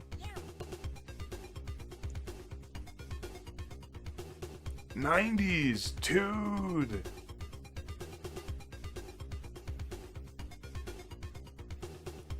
But at least all these like ideas work in this game, unlike that shooter we just played for the PC Engine arcade, where it's just like, oh, here's like a demonic evil thing.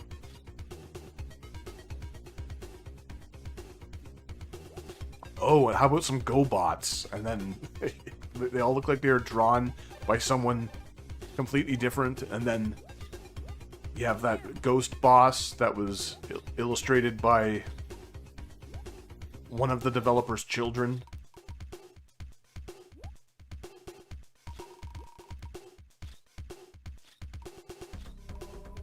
You can switch between the weapons and stuff. I just, you know, I don't really see the point. They're all pretty good. I'm sure better players would like know where to use what and when, but like there, right there. Like I couldn't react to that. I wasn't even going full tilt either.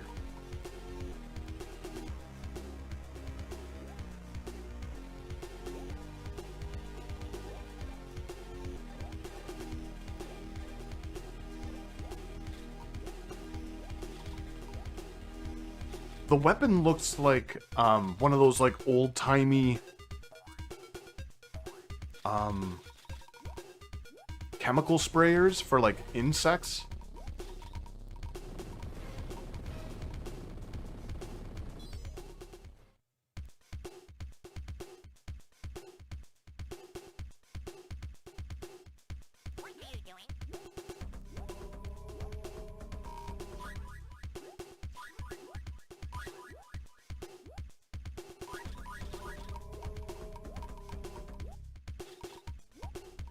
The music continues to be awesome.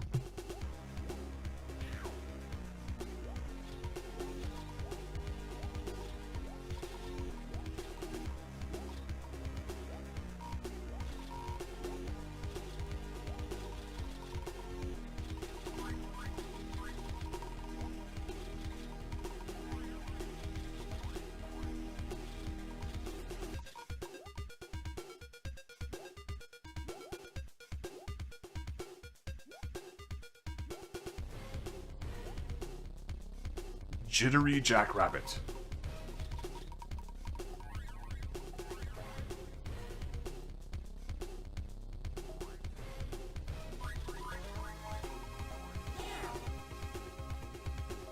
Yeah, these tunes rule.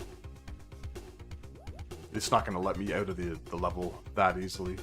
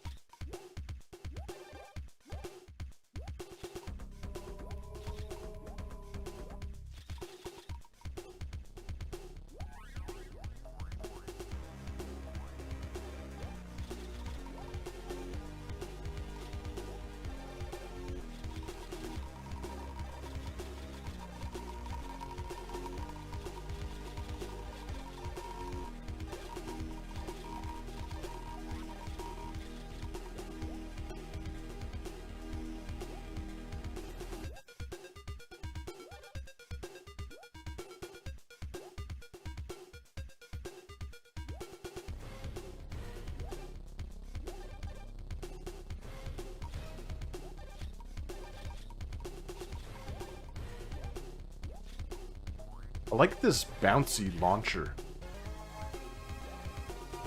It sort of covers like a bit of a vertical space as well.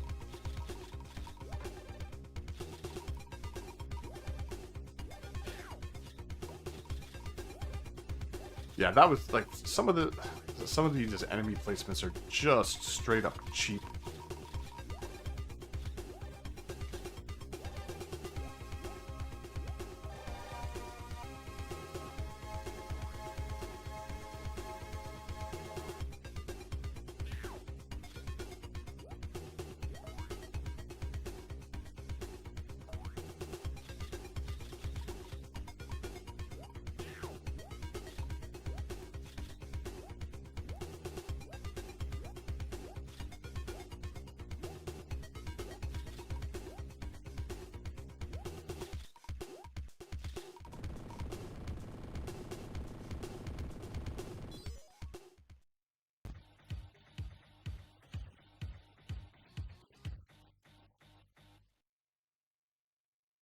Bug killer. Oh. Guardian. I remember the bosses being like fairly easy to take out in this game. Like there's a way to cheese a lot of them. At least I think this is a boss battle. Yeah, okay.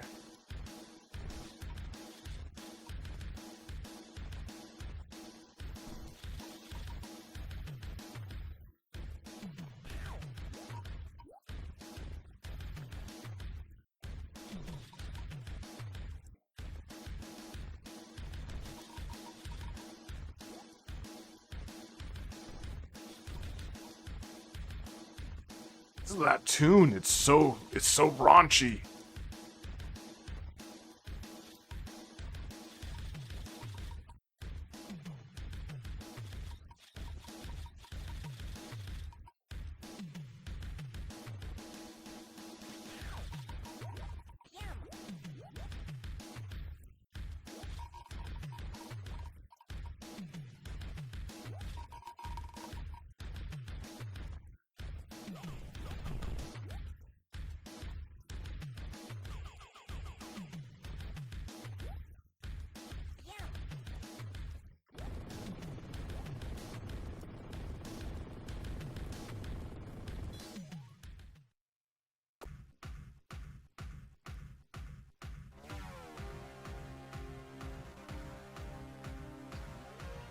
Maybe we'll take a look at some of the other episodes, and then I'm gonna bounce for the day. I got some stuff to do, some dinner to prepare.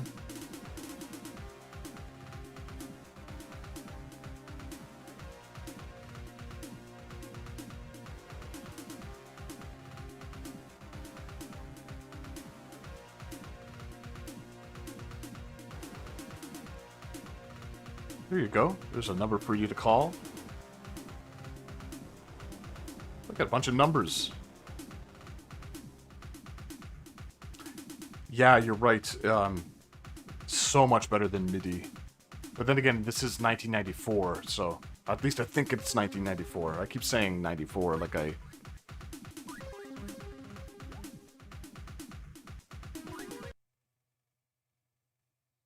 So you get 6 episodes with it, and there are other episodes, like I said, you can find, I think there's a holiday one, like a Christmas one.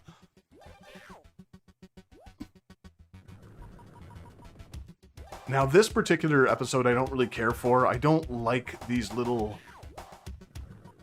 things. They're hard to see, I find, especially against the gray backgrounds and all the other stuff on the ground.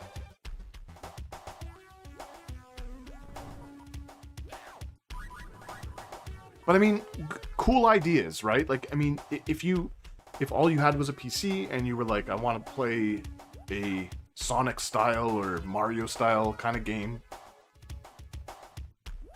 a lot of variety here. You have some like gravity stuff going on.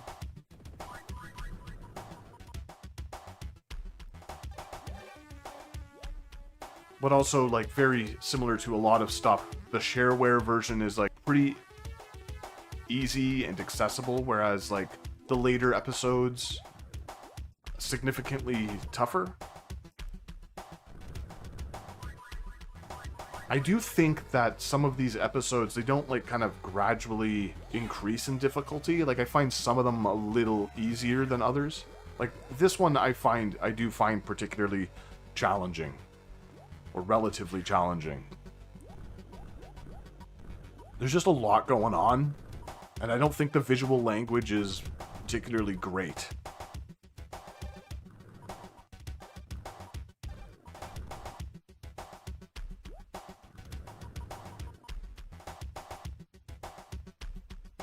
Take it easy, nice and slow.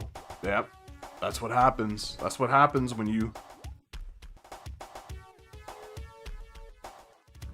don't take things slow. The animations on him are really great. A little angry looking.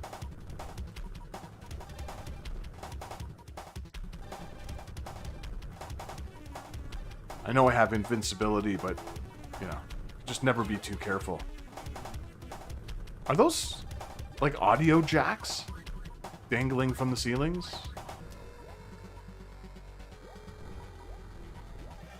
Audio video cables?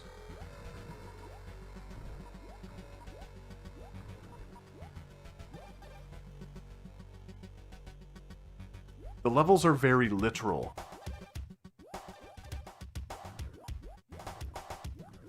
I think, like, that's just, I think, overall something Japanese developers and artists manage to do better, is, like, just be more imaginative. Whereas, like, Western creators, at least at this time, everything was very, like, everything was very literal. Like, I think of, you know, Wayne's World for the million different consoles that was out for. Like, I know it's not a great game, but I always cite that as an example because it's just like, oh, it's Wayne and Garth. They like music and guitars and drums in that first stage. You know, it's like, yes, music notes, sure. Whereas you look at a lot of licensed games that were developed in Japan, you know, they were a lot more creative with the properties. Whether it, like, sort of made sense with the, like, conceptually or not, they're still more entertaining to play. Like, something like Batman for the NES. It's not necessarily... It doesn't borrow a lot from the Tim Burton movie. It sort of goes its own way.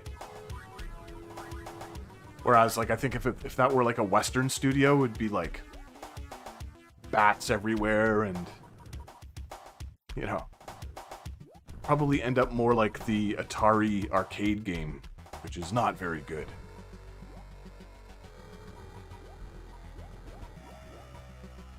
I'm sure there are better examples, but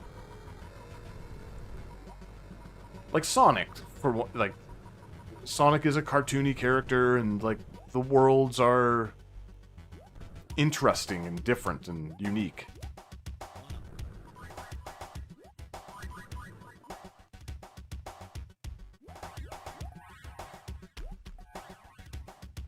Like, here it's like, hey, this is a computer game. Computers.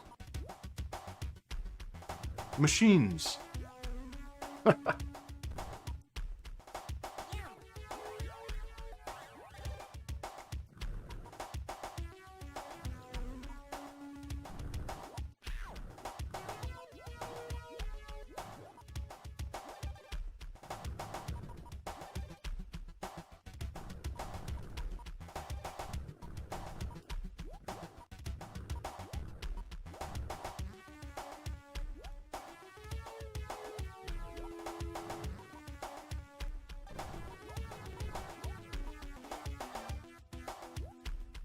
After this stream, I'm gonna have to brush my teeth before I make food. You ever have, like, you brush your teeth, and then, like, you know, a couple hours later, you still don't feel clean, like it just didn't take? I don't know what that is.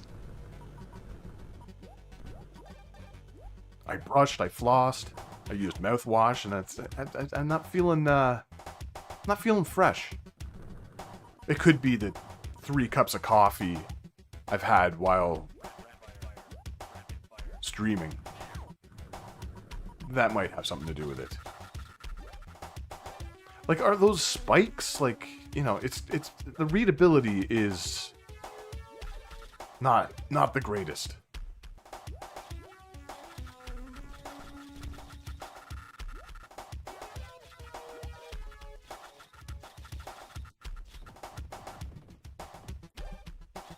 You have red, yellow, blue, just like the connector.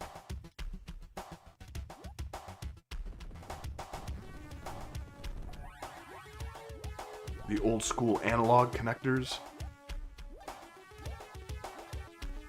For audio and video. Like, that looks like something that would hurt me, right? Like the pins or whatever. Okay, let's just show off these stages. Get a little look at them, because I have to go soon. What has it been, like 4 hours? Almost 4 hours. All right. The animations on the legs look really nice. Just unfortunate that it controls like crap. But like, I mean, I think maybe a lot of players were using the keyboard to play this. Maybe that would be better. I don't know. Some of the stages have controllers, so remember those old PC controllers? Oof. I'm not talking about the joysticks, like I'm talking about the actual controllers. What a pile of crap those were.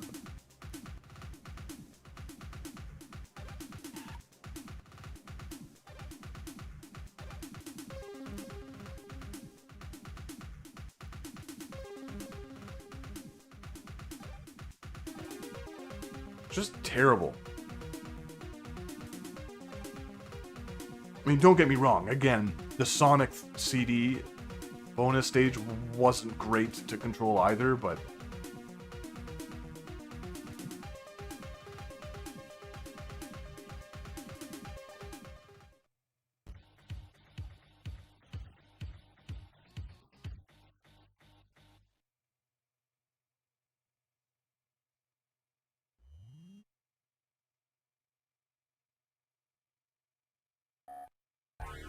Tech Noir.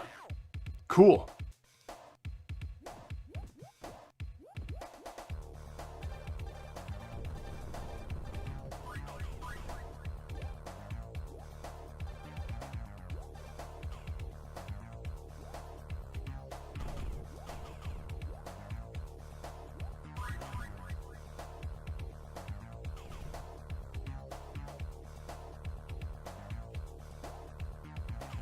Another great tune.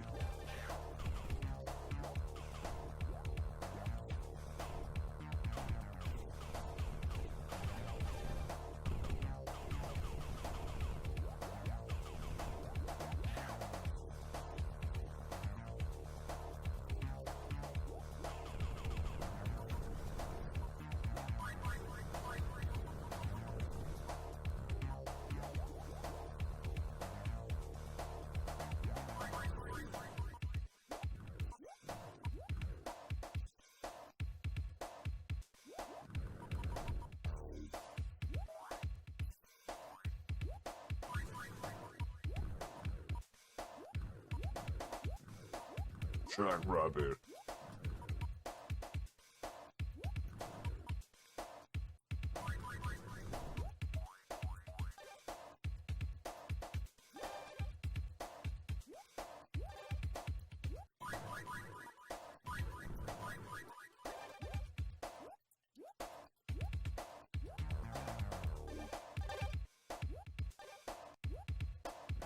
Oh, it's like sort of like the Warner Brothers towers, water tower. with epic on it.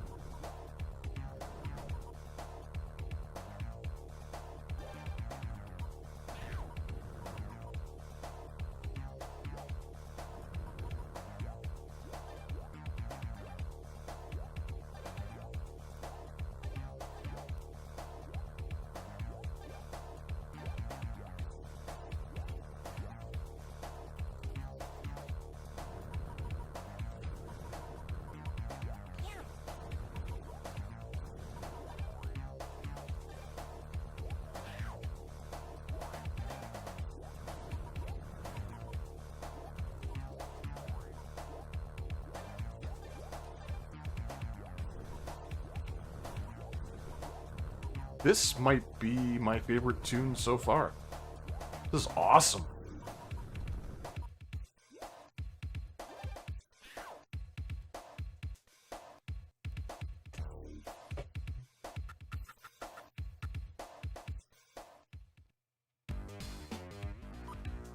I don't know what I'm doing. I like I'm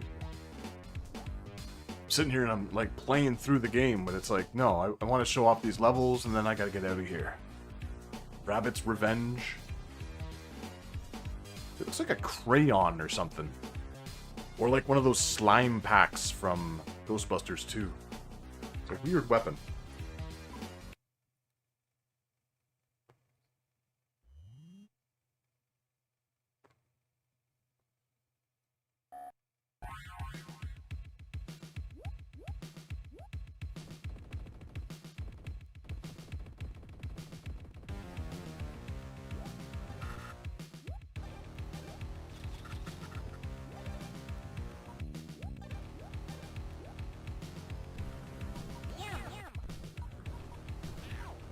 Yeah, when it came to that second episode, I think the levels as they were going on became a little easier because they were easier to like sort of parse what was happening. It wasn't just a cluster of gray.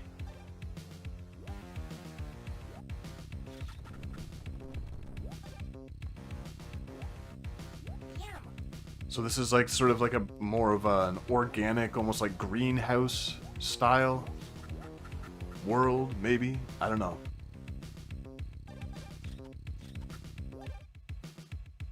It all fits at least, you know? I'm like, again, I keep saying Rabiolipus.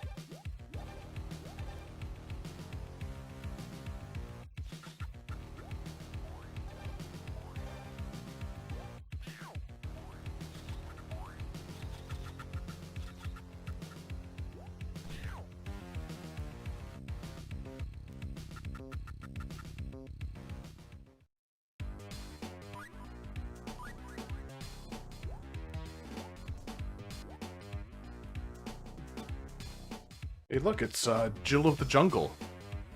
That's kind of cool. At least I think that's her. Must be.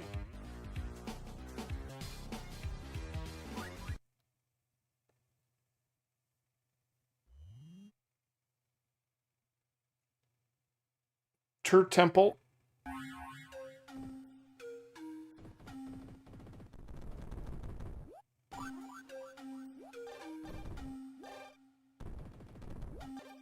Scorpioids.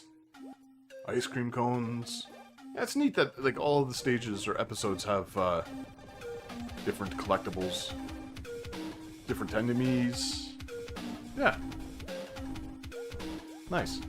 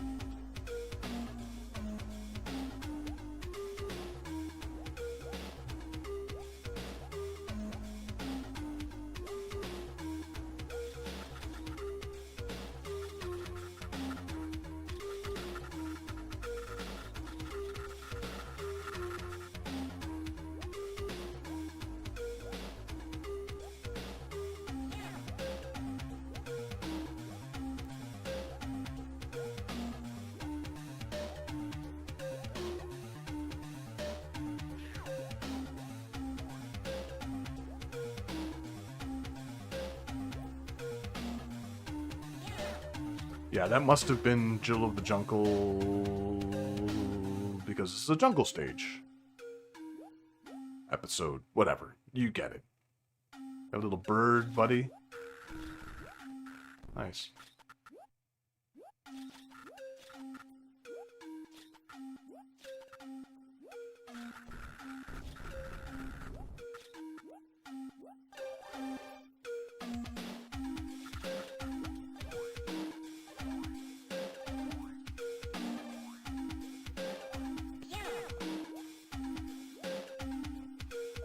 Yeah, it's been years, decades, really, since I've played this.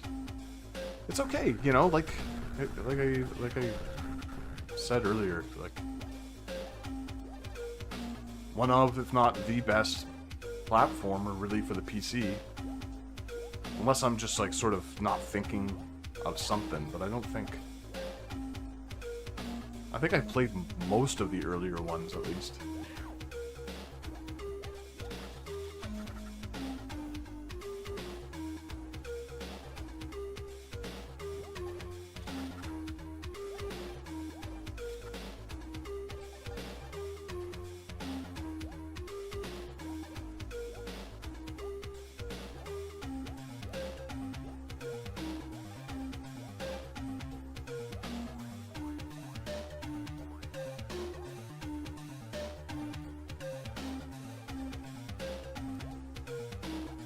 It's a great animation.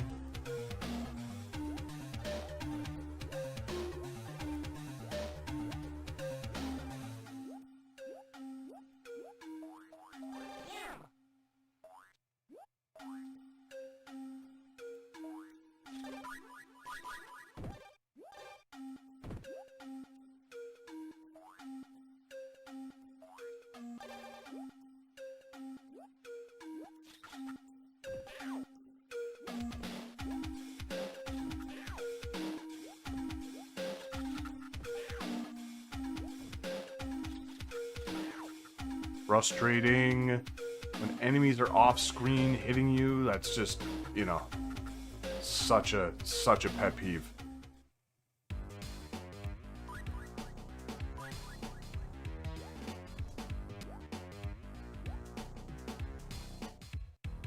The chase is on.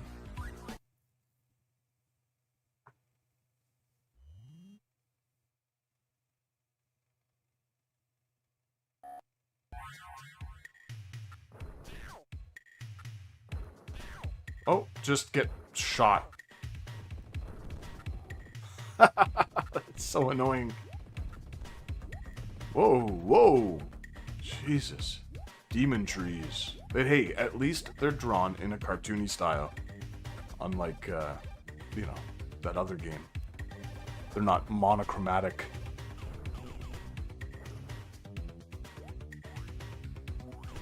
Necronomicon illustrations.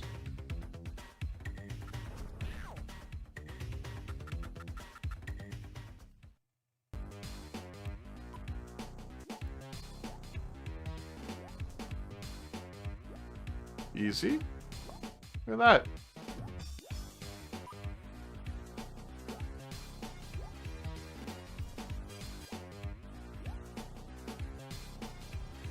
The final clash. We'll just look at this really briefly, and then I'm out. Pez Rock, sure.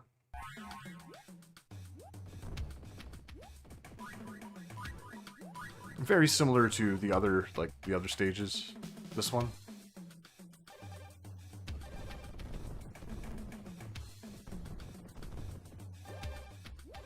All right. Well, I'm gonna call it there.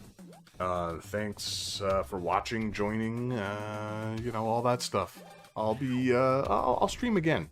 Next week I should have a video to release, and then after that, we'll do another stream.